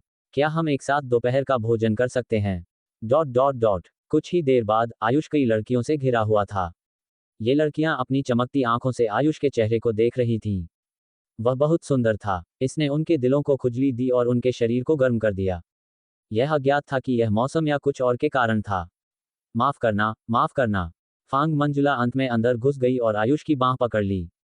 फिर उसने अपने चारों ओर की लड़कियों की ओर माफी मांगते हुए देखा। मुझे माफ करना, मुझे माफ करना। इस सुंदर आदमी का दोपहर में पहले से ही अपॉइंटमेंट है। हम जा रहे हैं। बाहर फिसलने के बाद आयुष का एक असहाय भाव था। मुझे बताओ, इतना सुंदर होने का क्या फायदा है? फांग मंजुला ने बगल में भेड़िया जैसी लड़कियों की ओर देखा। उसे हर समय आयुष के लिए सतर्क रहना पड़ता था। इस क्षण आयुष ने अपनी जैकेट खींचकर खोली। उसके पास एक सिक्स पैक था। उसके सीने की मांसपेशियां दृढ़ थीं। उसकी बाहों पर अलग अलग किनारे और कोने ज्यादा नहीं थे या बहुत कम नहीं थे, जैसे कि वे कला का सबसे उत्तम टुकड़ा हों। आह! एक पल के लिए कई लड़कियां चिल्लाईं, उनकी आंखें और भी ज्यादा जलने लगीं। फांग मंजुला ने अपने सिर पर थप्पड़ मारा। उसने सोचा, मेरे बड़े भाई, कृपया दिखावा करना बंद करो। वह बहुत दिखावटी था। यहां तक कि हु जियाओलेई और ज़ो यू ने भी आयुष के आंकड़े को चमकती आंखों से देखा। यह आंकड़ा बस बहुत अच्छा था। अरे यूहान, हमारी रोशनी चुरा ली गई है। डोंग होंगहे की आंखें लगभग बाहर निकल आईं। आयुष के पास ऐसी मांसपेशियां कब थीं? वे यहाँ किस लिए खेल रहे थे? वे आयुष जितने सुंदर या मांसपेशियों वाले नहीं थे। उस क्षण डोंग होंगहे ने जल्दी से फांग मंजुला को खींच लिया। आयुष को रोको और हम दोनों के लिए एक अवसर पैदा करो। 5 भोजन। फांग मंजुला ने अपने हाथ अपनी कमर पर रखे और कीमत बढ़ा दी। हे भगवान, हम बचपन के दोस्त हैं। डोंग होंगहे ने एक अटल भाव के साथ फांग मंजुला की ओर देखा। ठीक है, ठीक है, ठीक है। 5 भोजन ही सही। फिर आयुष को फांग मंजुला ने खींच लिया। पूरी तैराकी प्रक्रिया के दौरान फांग मंजुला आयुष के बगल में रही। ये देखकर कि आयुष उनमें दिलचस्पी नहीं रखता था, ज़ो यू और हु जियाओलेई ने खुद को शर्मिंदा नहीं किया। उन्होंने लिन यूहान और डोंग होंगहे के साथ भी चैट की। आयुष पानी पर लेट गया और बैकस्ट्रोक तैर गया। मेजबान, कृपया समय पर चेक इन पूरा करें। आयुष ने बटन दबाया। मेजबान को सफलतापूर्वक चेक इन करने और सुपर सिलिकॉन और संश्लेषण सूत्र प्राप्त करने के लिए बधाई। सुपर सिलिकॉन सुपर सौर पैनलों का एक विकासवादी रूप है। इसमें वर्तमान सौर पैनलों की तुलना में 50 गुना से अधिक बिजली उत्पादन दक्षता है। Dot dot dot. इसे मेजबान के आयाम अंतरिक्ष में भेजा गया है। इस क्षण आयुष उत्साह से पानी से बाहर कूद गया और समुद्र तट पर कदम रखा। पुई पुई पुई। इसने फांग मंजुला को, जो बगल में थी, समुद्र के पानी का एक घूंट लेने पर मजबूर कर दिया। उसे तुरंत बेहद असहज महसूस हुआ और उसने आयुष की ओर कड़वाहट से देखा। आयुष ने माफी मांगी, लेकिन उसके चेहरे पर उत्साह स्पष्ट था। अगर वह सुपर सिलिकॉन विकसित करता है, तो यह उसके हाथ में एक तेज ब्लेड बनने के लिए पर्याप्त होगा। जहां भी ब्लेड इंगित करेगा, वह अजेय होगा। ये पता होना चाहिए कि हाल के वर्षों में पर्यावरण संरक्षण की वकालत की जा रही थी और सौर ऊर्जा स्वच्छ ऊर्जा थी। सबसे महत्वपूर्ण बात, सुपर सिलिकॉन की दक्षता साधारण सौर पैनलों पर सामान्य सिलिकॉन की तुलना में 50 गुना से अधिक थी। ऐसी दक्षता बस अकल्पनीय थी। इसके साथ, पवित्र स्वर्ग भी एक व्यापक उद्यम में विकसित हो सकता था। ये सिर्फ एक मनोरंजन कंपनी नहीं होगी। तुम क्या कर रहे हो? फांग मंजुला ने आयुष की ओर देखा। क्या तुम्हें अभी ऐंठन हुई थी? नहीं, मैंने पैसे कमाने का एक अच्छा तरीका सोचा। क्या तुम इतने अद्भुत हो? क्या तुम तैरते समय भी एक अच्छे तरीके के बारे में सोच सकते हो? फांग मंजुला ने होंठ फुलाए। तुम कितना कमा सकते हो? मुझे अभी तक नहीं पता है। शायद कम से कम 1000 करोड़ रुपए, आयुष ने शांति से कहा। उसकी निवल संपत्ति पहले से ही 2000 करोड़ रुपए से ऊपर थी, और वह अभी भी कदम दर कदम बढ़ रहा था। इसलिए उसके लिए यह कहना आसान था कि वह 1000 करोड़ रुपए कमा सकता है, हालांकि यह केवल एक रूढ़िवादी अनुमान था। हालांकि, इस बार, फांग मंजुला की आंखें चौड़ी हो गईं। वह जो उसने सुना था उस पर विश्वास नहीं कर सकी। हे भगवान, इसकी कीमत 1000 करोड़ रुपए थी। क्या वह सिर्फ तैरकर 1000 करोड़ रुपए के लायक एक विचार के बारे में सोच सकता था? उसके पास किस तरह का दिमाग था? वह केवल तैर सकती थी और पानी से अपना पेट भर सकती थी। स्नान करने के बाद, आयुष और अन्य लोगों ने अपनी चप्पलें पहनी और सी स्काई पवेलियन की ओर चल दिए। हालांकि समुद्र के किनारे बहुत से लोग थे, सी स्काई पवेलियन के हॉल में बहुत से लोग नहीं थे। आखिरकार, बहुत से लोग अपने बारबेक्यू ग्रिल यहां लाए थे। इसके अलावा, सी स्काई पवेलियन के प्रवेश द्वार को देखते हुए, यह स्पष्ट था कि यह कितना महंगा था। प्रवेश द्वार पर बहुत सी लग्जरी कारें खड़ी थीं, लेकिन कौन से उच्च पदस्थ अधिकारी और रईस हॉल में खाएंगे? वे सभी निजी कमरों में थे, इसलिए आयुष और अन्य लोगों को कुछ शांति मिली। सी स्काई पवेलियन मेहमानों को उनके शरीर पर समुद्र के पानी को धोने के लिए मुफ्त शावर प्रदान करता था। सभी के धोने के बाद, वे हॉल में बैठ गए। डोंग होंगहे ने सी स्काई पवेलियन का परिचय देना शुरू कर दिया। मैंने सुना है कि सी स्काई पवेलियन के शेफ ने मास्टर सन जेनवेई के अधीन अध्ययन किया था। बहुत से उच्च पदस्थ अधिकारी और रईस यानवी आने पर यहाँ खाना पसंद करते हैं। पिछली बार जब मैं यंग मास्टर सुनपेंग के साथ आया था, तो मैं खाने के लिए ऊपर सी लिसनिंग हॉल गया था। सुनपेंग, फांग मंजुला ने यह सुनकर स्तब्ध रह गई। वह इस व्यक्ति को जानती थी। उसने सुना था कि वह किसी परिवार का युवा स्वामी लगता था। उसे उम्मीद नहीं थी कि डोंग होंगहे प्रमुख तथ्यों को छिपाएगा और वास्तव में एक कुलीन परिवार के वंशज के करीब हो जाएगा। हे भगवान, यह मेनू वास्तव में महंगा है। जैसे ही फांग मंजुला नी शब्द थी, डोंग होंगहे ने आयुष को कोहनी मारी और कहा, भाई आयुष, अपनी बाईं ओर देखो।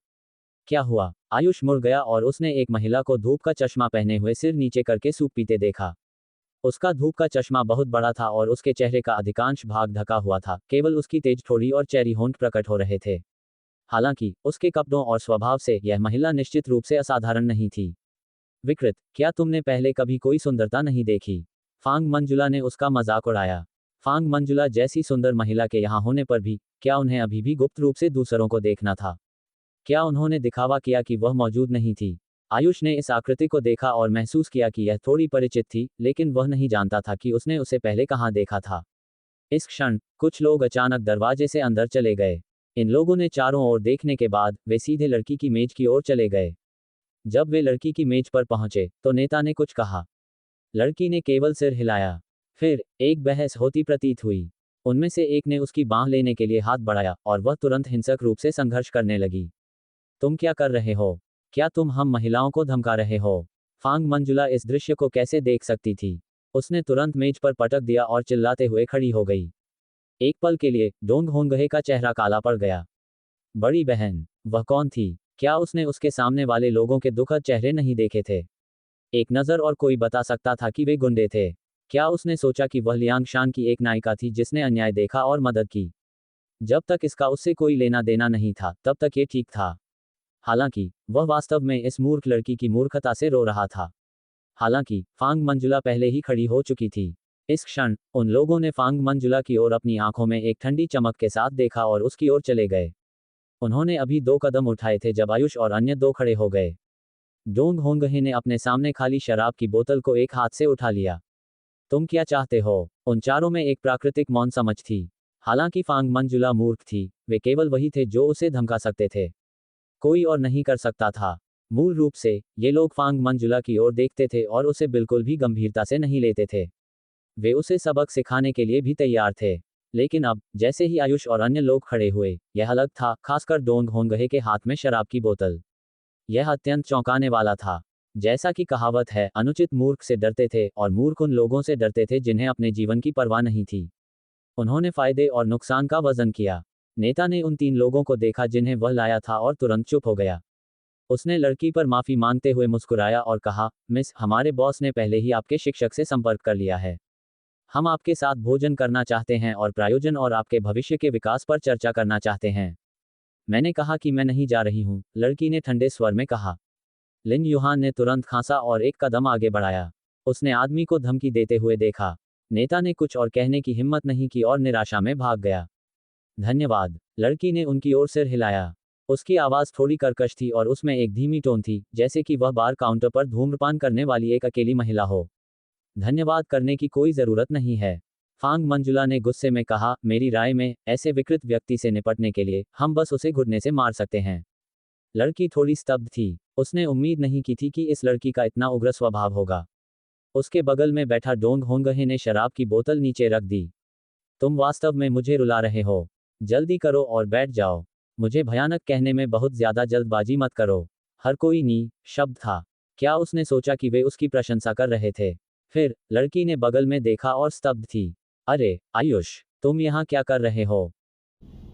मित्रों, आपको अगर हमारी वीडियो पसंद आई हो तो चैनल को लाइक, शेयर और सब्सक्राइब करना ना भूलें और जुड़े रहें एके नोवेल वर्ल्ड के साथ। ऐसी ही अद्भुत कहानियों के साथ हम आते रहेंगे। अब तक अपना ध्यान रखिए। धन्यवाद।